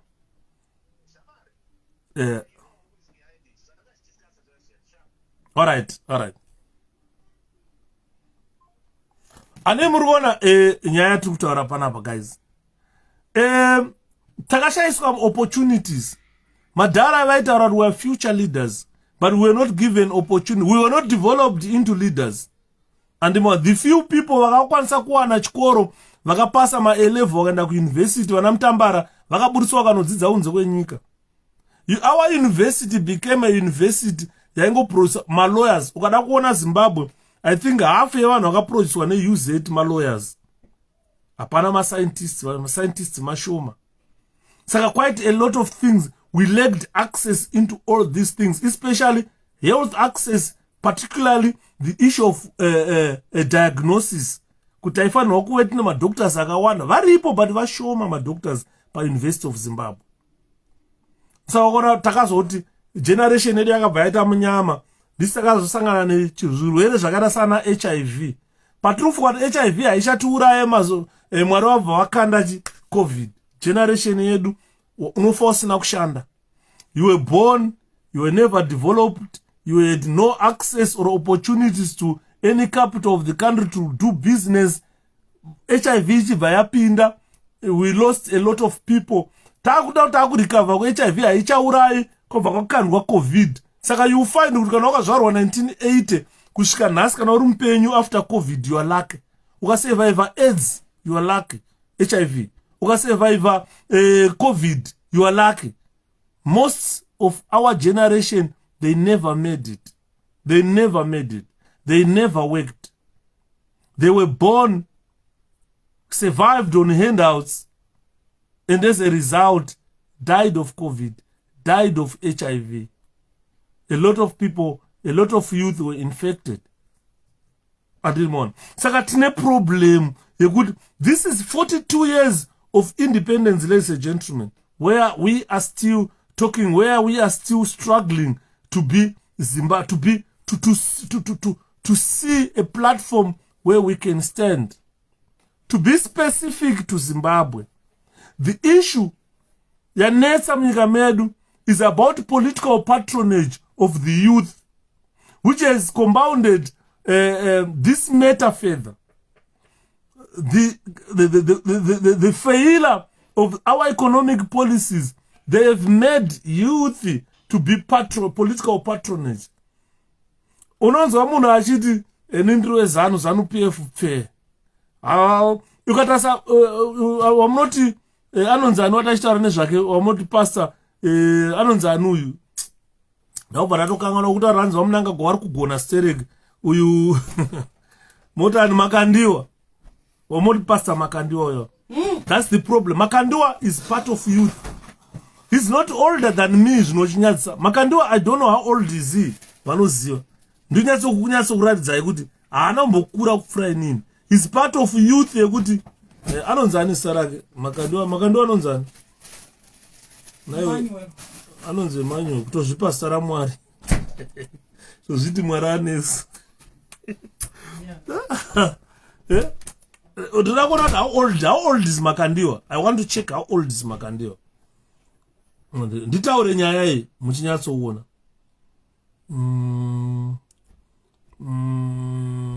How old is Makandiwa? Makandiwa age. Vanoziva how old is Makandiwa? Makandiwa was born in December 1977. No youth yatiri kutaura. Asi munhu mukuru Makandiwa. I was born in September 1971. Makandiwa born in 1977. Zvandiri kutaura panapa Makandiwa haana kuzviona. In 1987, Makandiwa was 10 years old. In 1981, I was 10 years old. I've seen more things than Makandiwa. He was born in December 1977. I was born in in August 1971. And I am 6 years older than Makandiwa. Mwana wandakabata mumaoko angu mvana. Youth yatiri kutaura nezvayo, that this youth haina kubva yamboona light. Ndosaka uchiona vachiparidza nhema, vachibira vanhu mari, vachivaka mamansions anogara nomhara ndege pamusoro. Apedza zvobva kutaura kuti kwaona uchipa mufundisi mari uri rombe. Vanhu vaombera mucheche. Wanzi uri rombe. Mufundisi ari kumuforera mastand nemari yauri kumupa ari kuvaka mamansion. Iwe hauna chaunacho asi unogara pasi. Ndotaura kuti uri rombe. Andiriona. Saka muzvachitaura kuti vanhu vanoenda kumachechi akaita seiwayo muri marombe zvechokwadi. Muri marombe evanhu. Andi muri kuona. So zvinhu izvozvo compounded the future of our country. Indeed, for one to survive as a young person in the country, Zimbabwe, one has to toe a certain political line. In 77, I was doing Form 2 at Mpopo High School. Mwana mdiki, mkoma munya. This is a young boy. He's a boy, this one. And who doesn't know where this country came from, but wants to be a champion of our history. You understand? And he's towing a party line for survival. Failure to tow the political party line is associated with persecution. If Makandiwa does not say Mnangagwa is doing very well, he will be persecuted. Makandiwa will be victimized and excluded in this feeding trough. This is why you see all the youth of today, the current youth, they do not look to change their country, to change their situation. Most of them havana kubva upenyu hwakanaka. Havana. Vakangozvarwa Zimbabwe yaora. Vakakura vachiona Zimbabwe yakaora. Ine matuzvi anobuda mupombi kuti svako. Vachimwa mvura ine madhoti. They've never seen mvura yatainwa yaIan Smith. Yoti waitobva kunana Karo kunomwa mvura yekuHarare uchita mvura yekuHarare inonaka. They've never seen it. They were born in a dilapidated country. Vachigara matapi mbaro. And if they don't toe ZANU-PF line, they will be persecuted. They will be victimized. They will be excluded. Magaya akasechwa musuno. Ndofunga anga akuda kusiyana nezvekutaura nezvezano. Magaya akaenda kanosechwa. They don't know their boundaries. Vanongogosora zvavasingazivi. Avazivi nawo. Vanotoda vanhu vakuru vakaita sesu tivadzidzisa. Kuti varume, cases of this treatment to young leaders who would have dared to stand their ground and speak the truth, only to face the music, are numerous. Vanotya vafana. Nekuti kune vamwe vakomana vakamboda kumira. We've got a very good example of Lenmo Jongwe, a young leader who stood to speak the truth about our country. And the next thing, he was accused of killing his wife. And what happened next? Jongwe died. And more. They were young generations. Young leaders, promising leaders. When they stood to say the truth, they were victimized. Some of them were killed. This is not in any way implying, as has been said in some spaces, that Zimbabweans are bitter. We are not bitter about ZANU-PF, but we are saying ZANU-PF must give other people a chance to run Zimbabwe. I've told you the economic policies that were implemented by ZANU, which never worked. And those economic policies have left the population disgruntled. We are disgruntled. Every Zimbabwean now is disgruntled. You understand? Because the amount, the intensity of persecution in Zimbabwe has never been seen anywhere. We have witnessed a lot of these things happening, a lot of killings happening. We witnessed the killings during the war. We witnessed the killings after the war. And on. So we have also witnessed and followed with keen interest the concerted, sustained and vicious attack on this youth leadership in Zimbabwe. The same has happened even in South Africa. The same has happened even in Zambia. We are lucky that Zambians are better educated than Zimbabweans. Zimbabweans were literate, but Zambians are educated better than us. This is the reason why you see they can be able to change governments. They can be able to change leaders. They can be able to defend themselves with Iowa is Atidi is Tnoda. But the Zimbabweans can't do. We have got a youthful leader today, which we can't support. I don't know why. Every Zimbabwean needs change, but you can't support a youthful leader who is there today. So, ladies and gentlemen, we have got a problem. The process of young people claiming their birthright to define their future has, however, dawned upon us all. We can't claim our birthright. Zimbabwe is like a farm, someone's farm, where you all are farm workers. You have got no right, no voice in your country. It's like someone's private property. We have allowed Zimbabwe to be owned by some people. You don't own anything in that country.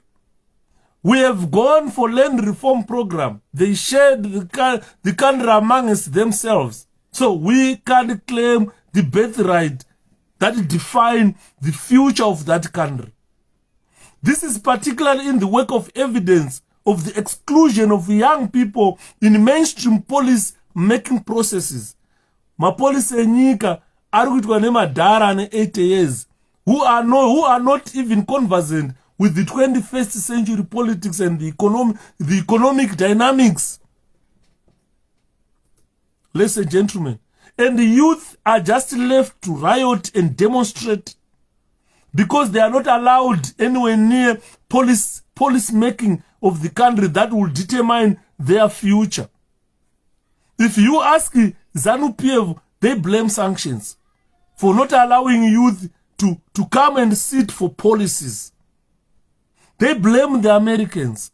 42 years of independence, we still look into blaming other countries where we failed as a country, as a nation. Ladies and gentlemen, unless young people are taken with greater seriousness, it is for every political, business and social player to realize that the youth of Zimbabwe, Africa and the world are most likely to rebel. Let ZANU-PF know this, that they have pushed the Zimbabwe youth so far. You have pushed them beyond a line of acceptance. And remember, these youth are bound to rebel. As a matter of fact, ladies and gentlemen, the rebellion has already begun. A rebellion against patronage. A rebellion against corrupt leaders. A rebellion against manipulation. A rebellion against poverty. The people of Zimbabwe, if you see the results of 26 March by-elections, that was a rebellion against patronage, a rebellion against corrupt leaders, a rebellion against manipulation of votes, a rebellion against poverty that has begun in our country. If injustice becomes a norm, resistance becomes a duty. Atetalis and Diamond Matrao. Kuminembiri kwenye zakwana. So, as Zimbabweans, as Zimbabwe youth, as Zimbabweans who have seen Ian Smith, we have seen new dispensation, first dispensation, we say no to dictatorship in all forms, subtle or blatant. We must say no. All of that is happening in our country today, or during a historic period in the quest for youth development in the country and in the continent. The continent's leadership, we look at Africa as a whole, its leadership, adopted Africa Youth in December 2008, between 2008 and 2018. There is a plan of action for accelerating youth empowerment to sustainable development as the roadmap towards a multi-sectoral and multi-dimensional engagement of all stakeholders towards the achievement of the goals and objectives of the African Youth Charter. Mazimbabweans msasara ipapo. Msasara. Nyika yakuda kutwa transferred from the old generation to the new generation. Zimbabwe government, it became a signatory to this African Youth Charter.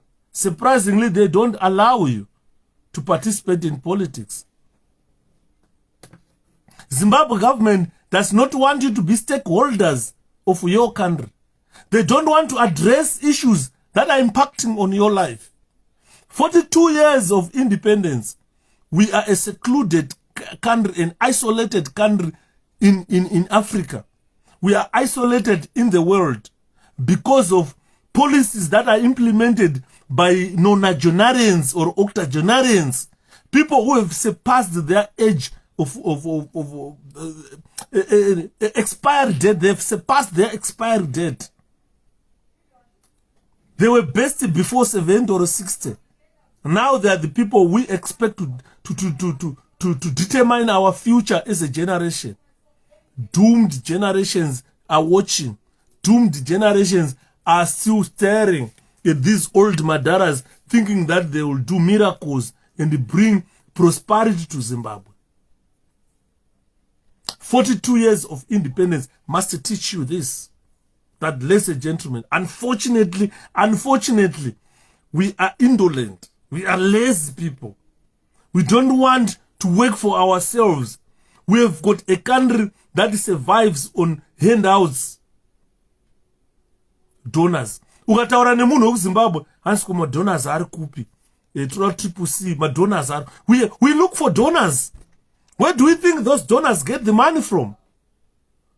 You can donate. You can be a donor yourself. But it's a country that is surviving on donors. And the money. We can craft a plan for ourselves, a plan of action. That we say if we implement this, we don't need donors in our country. A former political party and ndakazowana Linda Masarira vetsvina wewakoka wakashaisa mashuta ropa vachitaura about donors. Munhu wese arikuita political party kake obva ataura nezvedonors. You understand? That dependent syndrome on other countries, it will never see us crafting a plan of action for our own. Because if those donors don't come, this is why you see now ZANU-PF has failed to run that country. Their economy was based on donors. And when they initiated their FASAD land resettlement program, those donors deserted them. And now they are busy printing bond paper to buy things. If you go to Zambia, you will never see Zimbabwe dollar in the Bureau exchange. You go to South Africa, you go to Mozambique, you go to Botswana, go to Bureau de changes. You don't see bond paper there. Zimbabwe doesn't have a currency, doesn't have money. It is bond paper that is smeared with ink. If it was money, you can buy it in Zambia. But if you go to Zambia with that rubbish, Zambians don't accept it. South Africans don't accept it. Anywhere in SADC, they don't accept that rubbish. This is the rubbish that your president was parading as saying this is the strongest currency in SADC region, which is nonsense. And So very few people were involved, consulted, and are aware of the existence of other plans in Africa that they must be involved. Its implementation is driven by the older generations that has left us more miserable than we were 20 years ago. We were 30 years ago. We were 40 years ago. The people of Zimbabwe are miserable. The countries in this older generation, that does not bring hope anymore to our country. Unoshamisika uchinzwa makandiwa vachitaurira this old generation, you are doing very well. Chimbabva chakaipa. This dependence syndrome yakaipa. Ladies and gentlemen, this generation Yana Mnangagwa has left us more miserable than what we were 40 years ago, 42 years ago. That generation we are rebelling against. That's the generation we should be rebelling against. Right. Is there someone on the chair? You bring them all. And this is Go and give me the one. if we don't rebel against this generation, then we will never redeem this country from these dongers. And yes, we must rebel. Even the very same older generation indeed realized that, and to quote the words of African statesman, former president of South Africa, Thabo Mbeki, they realized, these people, that if they don't rebel against Ian Smith regime or white settlers, then the youth of that time's lives would be doomed. If you youth of Zimbabwe organize yourself and ready yourself to constitute yourself into a rebellion, because it would be obviously be unnatural that as a member of a new generation you would easily and willingly accept old generation destroying your life. Your children, they will be destroyed. Your young ones will be destroyed. So you should, as youth, sit side by side. Kwete kuimba one party state said kutaurwa na mbwa uya anovuta basa rekuraura miramba achiswera ari matakana nachiraura muramba. Les youth of Zimbabwe, you must stand by side by side. By now ngare tiri ndisu tiri kunetsana ne youth kuti ZANU-PF yakanaka nekuti takaona hondo, tikaona kupera kwehondo, tikaona ZANU-PF ichiuya. Nhasi isusu vana Shepherd ndisingadai tichinetsana ne youth kuti musapanduka wakomana, takaona zvakati ZANU yakanaka iyi, chitarisai pane nyika nhasi. But ndisu tiri kuramba tichikuudzai kuti imi hamuna chamakaona chiteererai takaona. ZANU-PF haina chayakanaka. By now ngadai mimi youth muri seated side by side, muchitopusha for your youthful president Nelson Chamisa to be president of the country, so that this generation can be redeemed from these dongers. But you are the same people. Mnanga muchiti idife, hakuna kana boots, hakuna kana patapata. Ane muruona, you are not even empowered. Chamisa is coming to you as a young generation president and they say, guys, I will fully empower you. What I just need is this generation to be counted, to prepare for the next generation. Chamisa has got 2-3 generations to come. Achikwanisa kumeka sure my fruits ake a good governance, they will provide you with good life. Saka ndrukutaura ndichiti, you young generation now, you must be strong. Say in the determination of the future of this country, Zimbabwe, the future of your country. You must be strong, you people. And Smomo, please read my comment down there. A target, I want to read it, Smomo. Thank you. We have learned that over the past 42 years, the political leadership in particular, but also leadership in business and society, have been so selfish and curtailed the development of young people. We were never developed. We were never empowered. We were never empowered. We were never developed. When the land came which were supposed to have benefited, it was shared amongst politicians, the ZANU-PF elites. The Zimbabwe People's Charter, that program was a clear program in as far as answering the needs of Zimbabweans to be done. But it was never sold to you. So, ladies and gentlemen, young people of Zimbabwe, this real slogan of Dara. Bagaipa mgoma mfri. Regai depends because Canada mood of explaining these things. Ndonzo ama nyuku kuti pana apa so ndakuda kutidzidzisa. Regai ndanganda ndapinda in this trance ndopedza tozoya to relax. Because definitely young people of Zimbabwe, they represent the future of Zimbabwe. They represent the future of our country. And that all those in positions of leadership, nationally and locally, must remain true to the fact that our country shall be passed on from one generation to another. We definitely going to have one generation to another. The country will eventually be passed on to another generation. As Zimbabweans are too relaxed, they are enjoying eating leftovers in foreign country. I wish this thing of xenophobia in South Africa becomes serious. Maybe they will change their mindset. It is not going only to be in Zimbabwe only.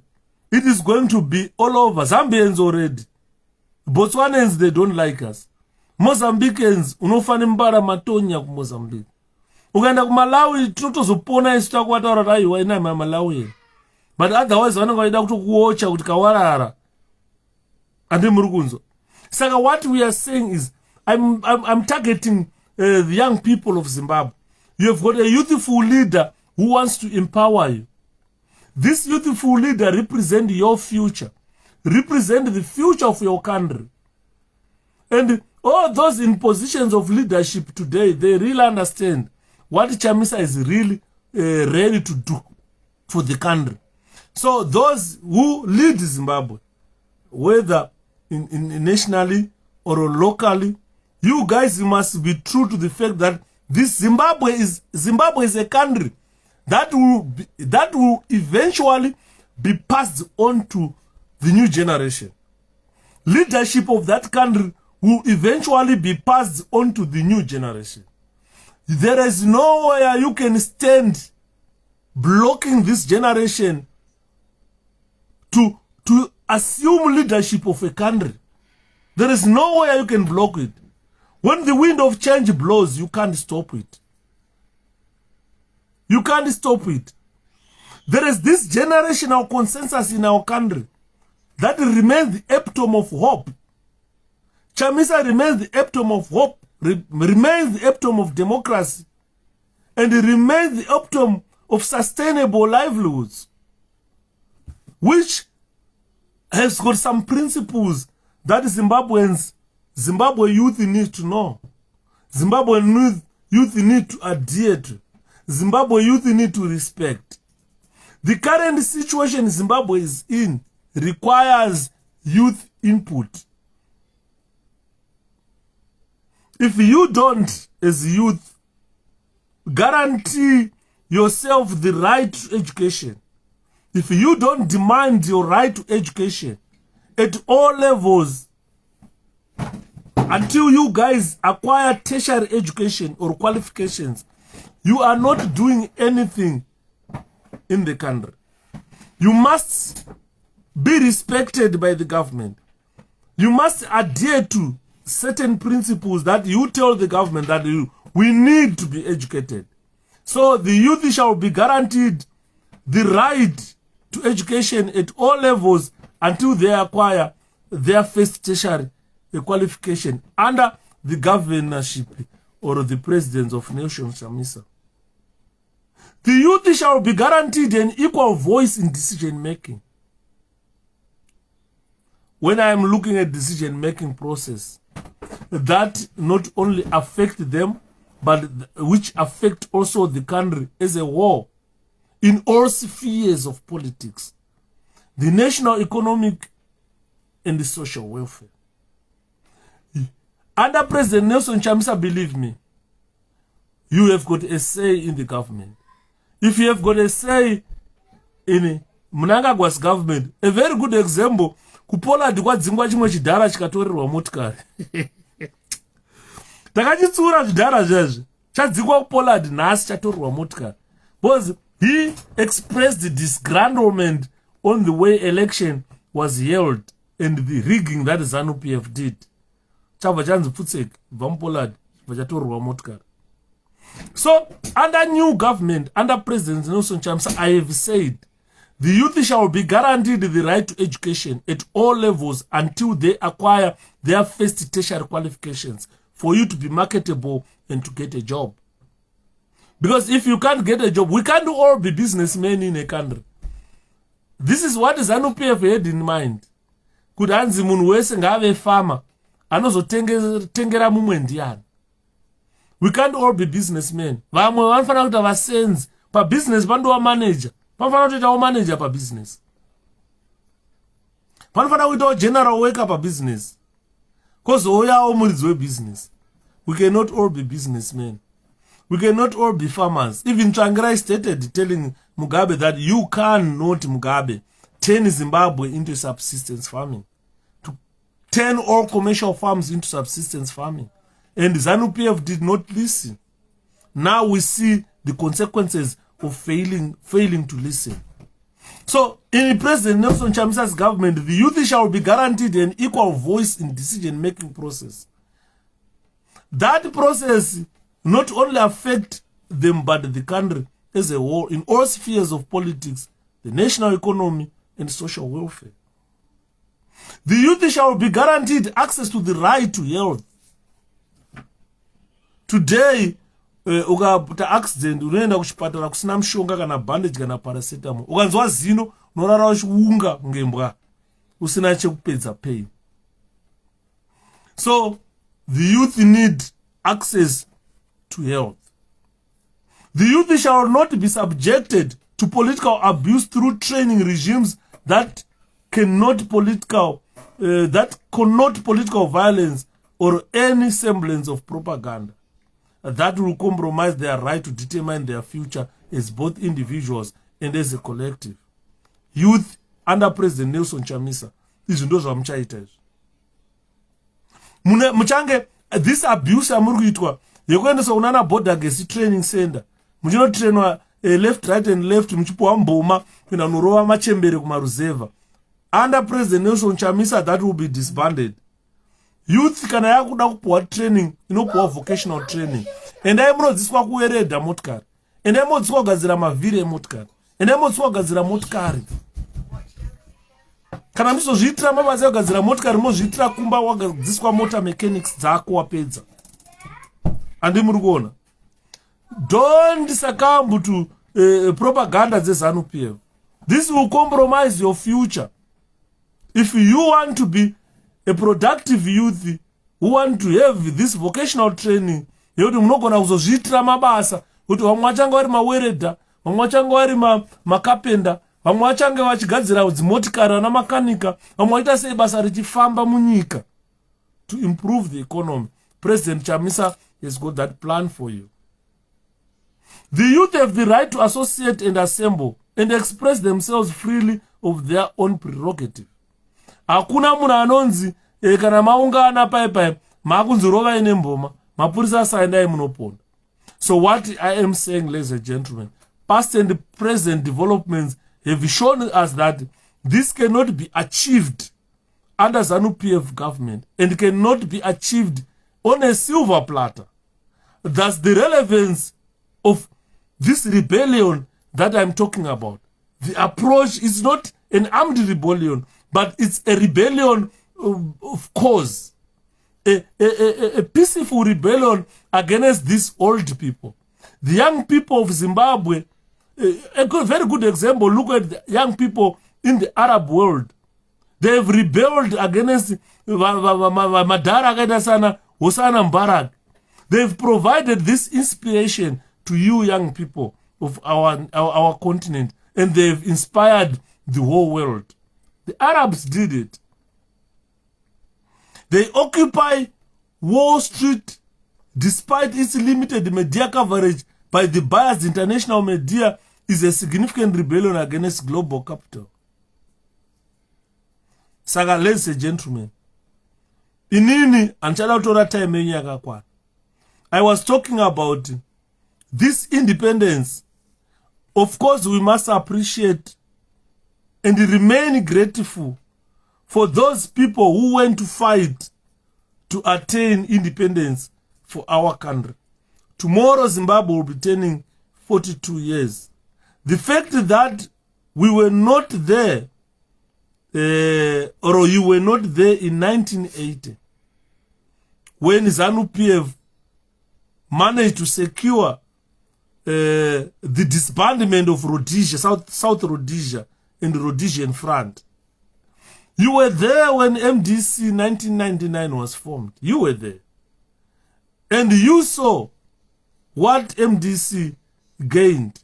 Some people said MDC were cowards, but you never saw the intensity of violence against MDC. The young people who tried to knock sense into these old people, all of them perished. They were killed. And more. So equally recognize the work done by the MDC today in trying to bring democracy to the country. We also recognize it. We were in the MDC.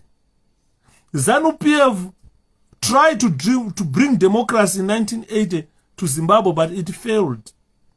Other political parties cropped up, but also failed to bring democracy. But MDC has fought tooth and nail to try and bring democracy to our country. Until Bishop 𝗽𝗿𝗁𝗃 was mzukuru nepfumo revanhu vana 𝗏𝗁𝗃 ipfumo revanhu rere, they destroyed our hopes. Every moment has its leaders, ladies and gentlemen. That moment from 1999 to 2017, MDC was under the leadership of Morgan Richard Tsvangirai. And the moment changed soon after he died. Pfumo revanhu tried to appropriate our struggle, but the people of Zimbabwe have rejected the agenda, and they gave the mandate to run opposition politics to Chamisa to fulfill all this. Those who betrayed us remained behind. 𝗽𝗿𝗁𝗃𝗃 Magadi. Hey, long time. Yay. How are you? Say I'm well, prosperous, very good. So those who betrayed, Pfumo revanhu betrayed us. Muzorewa betrayed us from his grave through his mzukuru Douglas Monzora and his soldiers, Vana Morgan 𝗏𝗁𝗃. They betrayed our agenda. This is why we have shifted the mandate from Richard Morgan Tsvangirai's legacy to Nelson Chamisa's legacy. This is the time to come to pass with MDC and other generations to come. Our time has come, ladies and gentlemen. Your time as youthful Zimbabweans has come.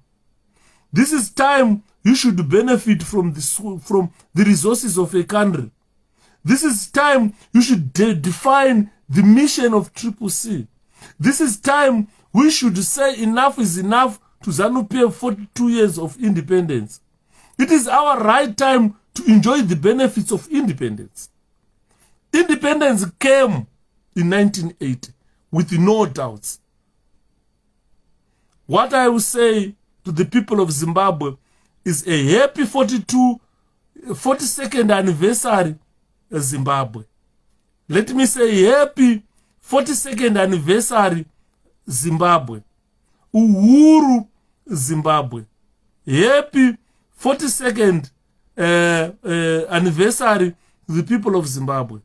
Let me say let's all come together and celebrate the independence. While celebrating that independence, let's not forget to tell ZANU-PF that we are still fighting for our freedom. Although the independence came, we never recognize our freedom as Zimbabweans. So we need freedom to govern our country. We need to see the baton being passed on from old Madaras to Nelson Chamisa in a peaceful way. So this is why I am saying Uhuru Zimbabwe, happy 42nd anniversary Zimbabwe. Ladies and gentlemen, we have got every right to celebrate this independence. All along, Takataka Gumbuka, we can't celebrate the independence. But this is a high time we must celebrate independence. Wherever you are, whether you are in the United Kingdom, whether you are everywhere, wherever you are, you need to celebrate the independence. I've told you how I suffered during the war. I've told you my suffering during that struggle until the war ended in 1978, end of 1978 or 79. Elections were held in 1979 and independence was declared in 1980. Queen Her Majesty's government, the British Queen, said she had nothing to do with Zimbabwe, and she made sure that the Union Jack was lowered and that Zimbabwe flag was raised. 1980, 18 April. Tomorrow will be 42 years of independence. Sakadagainditi, happy birthday Zimbabwe. Happy 42nd anniversary to the people of Zimbabwe. I have got no problem with celebrating independence. I have no problem at all. I have no problem for 𝗏𝗏𝗃 people to go and celebrate independence with mingled with the ZANU-PF. This should be our national pride. As I need to sit down with you and take down all this history for our children. Definitely, what I'm going to do, these videos will be posted on YouTube. I'm not responsible for posting these videos. So people who post these videos, when I spoke to them last time, they said there is no need, Shepherd, to edit the videos. Let's post them raw for the future generations and for our children. So what I'm saying is, as an individual, I don't have a problem in celebrating independence. I don't have a problem at all. Zimbabweans must come together and celebrate the end of Rhodesian regime. The end of Ian Smith regime. It must be celebrated. The British had nothing to do with Ian Smith until Smith was dethroned. And the British were the ones who were up front for regime change. Ukanzwa ZANU-PF yakuchema nhasi kuti regime change, vanhu vange vasina kumbomhanya neregime change. Madhara vanazvobvo vachitaura vachiti sanctions must be intensified against Ian Smith for a rigged election. And let me repeat, on the 42nd of our anniversary in Zimbabwe, that the sanctions against ZANU-PF idiots must be intensified against the rigged election in 2023. ZANU-PF is planning to rig the election. ZANU-PF is planning to unleash all of violence. So I am saying, with their evil plans, may sanctions be extended. May sanctions be intensified against ZANU-PF. In a similar way, Zobo called for intensification of violence against those people who rig elections. I'm clear here. Let's go and celebrate independence with others. The independence, if I talk about the independence, those people who were there during the war and after the war, who saw what I was explaining to you, must all celebrate independence.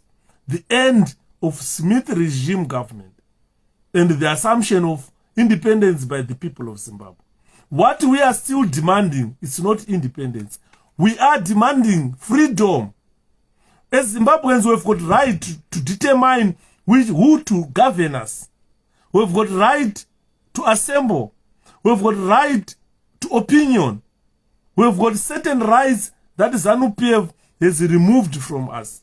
Because they claim that they fought for that independence, so they've got right to determine our future, which we say no.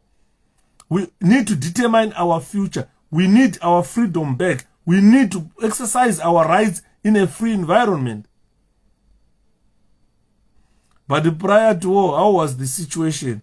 I have spoken about it because the war in Zimbabwe started end of 1965, Chipinda 1966. This is when the war started. But before the war started, Zimbabweans were not regarded as human beings. The white settlers, after they declared UDI in 1963, they went on kushungurudza vana veZimbabwe. They went on to ban nationalist political parties. Akaita sana ZAPU vakabanwa, vana ANC vakabanwa, vana NDP vakabanwa. Saka there was too much oppression during that time. People went missing and some people were jailed. The likes of Wana Mugabe stayed in prison for 10 years. Until the people started to say, there was a rebellion, armed rebellion, that ushered the independence that we enjoy today. So yesterday I was telling you that if you hear anyone from ZANU-PF telling you that they were fighting the British, tell him that you are lying. Munomtaurira na Yuda, muri kunyepa. Kubva 1966 hondo ichitanga kusvika hondo ichipera muna 1978-79. Tanga tisingarwe nemaBritish, paitairwa nema-white settlers. They were not only British people. They were even those settlers from Dutch. Mamune ma-Dutch, mamune ma-British, mamune varungu vakasiyana-siyana, ma-Germans anga arimo. So we were fighting those white settlers. We were not fighting the British government. And anymore. The British government was the one that was fighting on our behalf, putting Ian Smith's regime under sanctions, and lured Smith to come to Lancaster House, kugara pasi tunyorerane chibvumirano chakapedza hondo. Daidai wani ma-British vaititaurirane muno ku Lancaster House here, kwete. Taienda somewhere neutral. This is why you see the Britons invited our leaders to come to this country, to Lancaster, kusainirana chibvumirano yoti hondo ngaipere. Hondo ichibva yapera. Tikaenda ku-election, ZANU-PF ikawina. So that was an independent nation which was given birth to. But that nation, we never realized or recognized that we were not accorded the freedom that we want. The black settlers who are now giving you £5 a week as a farm labor, those black settlers continued with the oppressive nature of the Smith regime. But this time, we were being oppressed by the black skin. So this is why we are saying now we are demanding freedom. The rebellion that we are doing, or why we are rebelling, is because we want our freedom. If that freedom doesn't come, if that governance of a country doesn't pass the baton to new generation, the fight will continue. We will never budge. We will continue fighting for freedom. 13-12. Sorry guys. Let me call it quits. Nguva ndo yafamba. Then we meet tomorrow. Nimboita something else. Good night. Dirihora. Anzi dirihora iro. Vanogara mudiriho. Dirihora rembanje. Vanogara mudiriho. Nah? You finished? I think I'm done now. You were tired of listening to me. No. Hmm? It's just the internet is bad. The internet is gone. Yeah. After 12 o'clock, I know.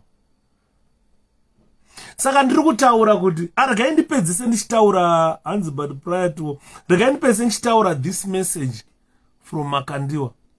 I'm seeing a man named Emerson Dambudzo being sworn in as president.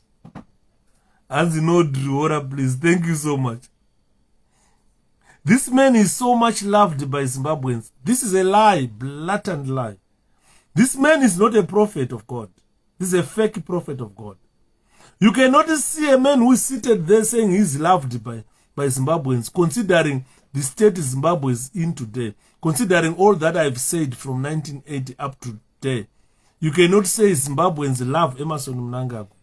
If Zimbabweans love Emerson Mnangagwa, he went to Binga to campaign for a member of parliament in Binga. He took bicycles, he took food, everything, but he went on to lose that constituency. So don't lie that Zimbabweans, they love Emerson. We need you to sing Driora before you go, please. Thank you, Atete. You understand? He said, I just want you to mark my words. We are marking your words. Please keep this message. Mutumono uyu munhu asi munhu waMwari. Makandiwa haanzwi mweya mutsvene waMwari. Hapana vision inouya kuna Makandiwa. Makandiwa will soon be punished by God. Believe, mark my words. As he is considered to be best prophet in Zimbabwe, this man is not a best prophet. I don't know who judge prophets. Could I also be a best prophet? Who judge prophets? He's just a founder of a church to steal money from people, where he will build his mansion and more. Makandiwa is not a prophet of God. I build a mansion yake nemari dzekubira vanhu. Uzonzwa kuhlambanuka kwaanoita. Rega ndikuisire video imuterere. Pfuma yamunounza ichitorwa ichirikwa. Ndo yamuri kutambwa nevafundisi venyu. Mapedza kuvaropafadza, vari kuforera dzimba. Vane mastands, vari kuvakira vana vavo dzimba. Imi muchinzi Jesu akudzoka. He doesn't believe in Jesus at all.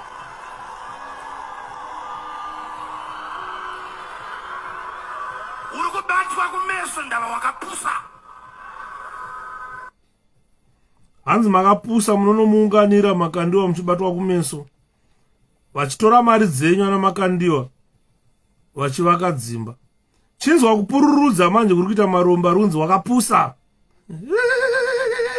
Vanhu vakapusa vachipururudza baba. Diriora iro. Vanogara mudiriwo, diriora rembanje. Vanogara mudiriwo, diriora iro. Vanogara mudiriwo, diriora rembanje. Vanogara mudiriwo, vakomana. Vanogara mudiriwo, diriora rembanje. Vanogara mudiriwo, usatambe navo. Vanogara mudiriwo, diriora rembanje. Vanogara mudiriwo, diriora vakomana. Diriora rembanje, vanogara mudiriwo, diriora iro. Vanogara mudiriwo, diriora rembanje. Vanogara mudiriwo, vakomana. Vanogara mudiriwora. Vanogara mudiriwo, diriwora vakomana. Diriwora rembanje, vanogara mudiriwo, vakomana. Vanogara mudiriwo, diriwora rembanje. Vanogara mudiriwo, musatambe navo. Vanogara mudiriwo, diriwora rembanje. Vanogara mudiriwo, diriwora vakomana. Diriwora rembanje, vanogara mudiriwo, diriwora iro. Vanogara mudiriwo, diriwora rembanje. Nogara mudiriwo, diriwora iro. Vanogara mudiriwo, diriwora rembanje. Vanogara mudiriwo, vakomana. Vanogara mudiriwo, diriwora rembanje. Vanogara mudiriwo, musatambe navo. Vanogara mudiriwo, diriwora rembanje. Vanogara mudiriwo, diriwora vakomana. Diriwora rembanje, diriwora vakomana. Diriwora rembanje. Vanogara mudiriwora. Musara zvakanaka vakomana. Zvandoda kuti muite, endai moteerera mavhidhiyo andakataura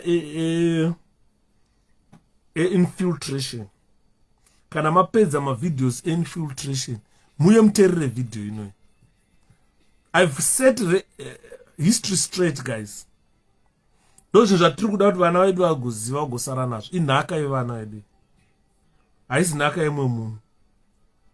Chamisa kakata chamisa we dhonza chamisa we kakata chamisa we dhonza chamisa kakata chamisa dhonza chamisa kakata chamisa dhonza chamisa we kakata chamisa dhonza chamisa we kakata chamisa dhonza chamisa kakata chamisa dhonza chamisa kakata chamisa dhonza chamisa we kakata chamisa dhonza. Ari gai tingaedza. Good night.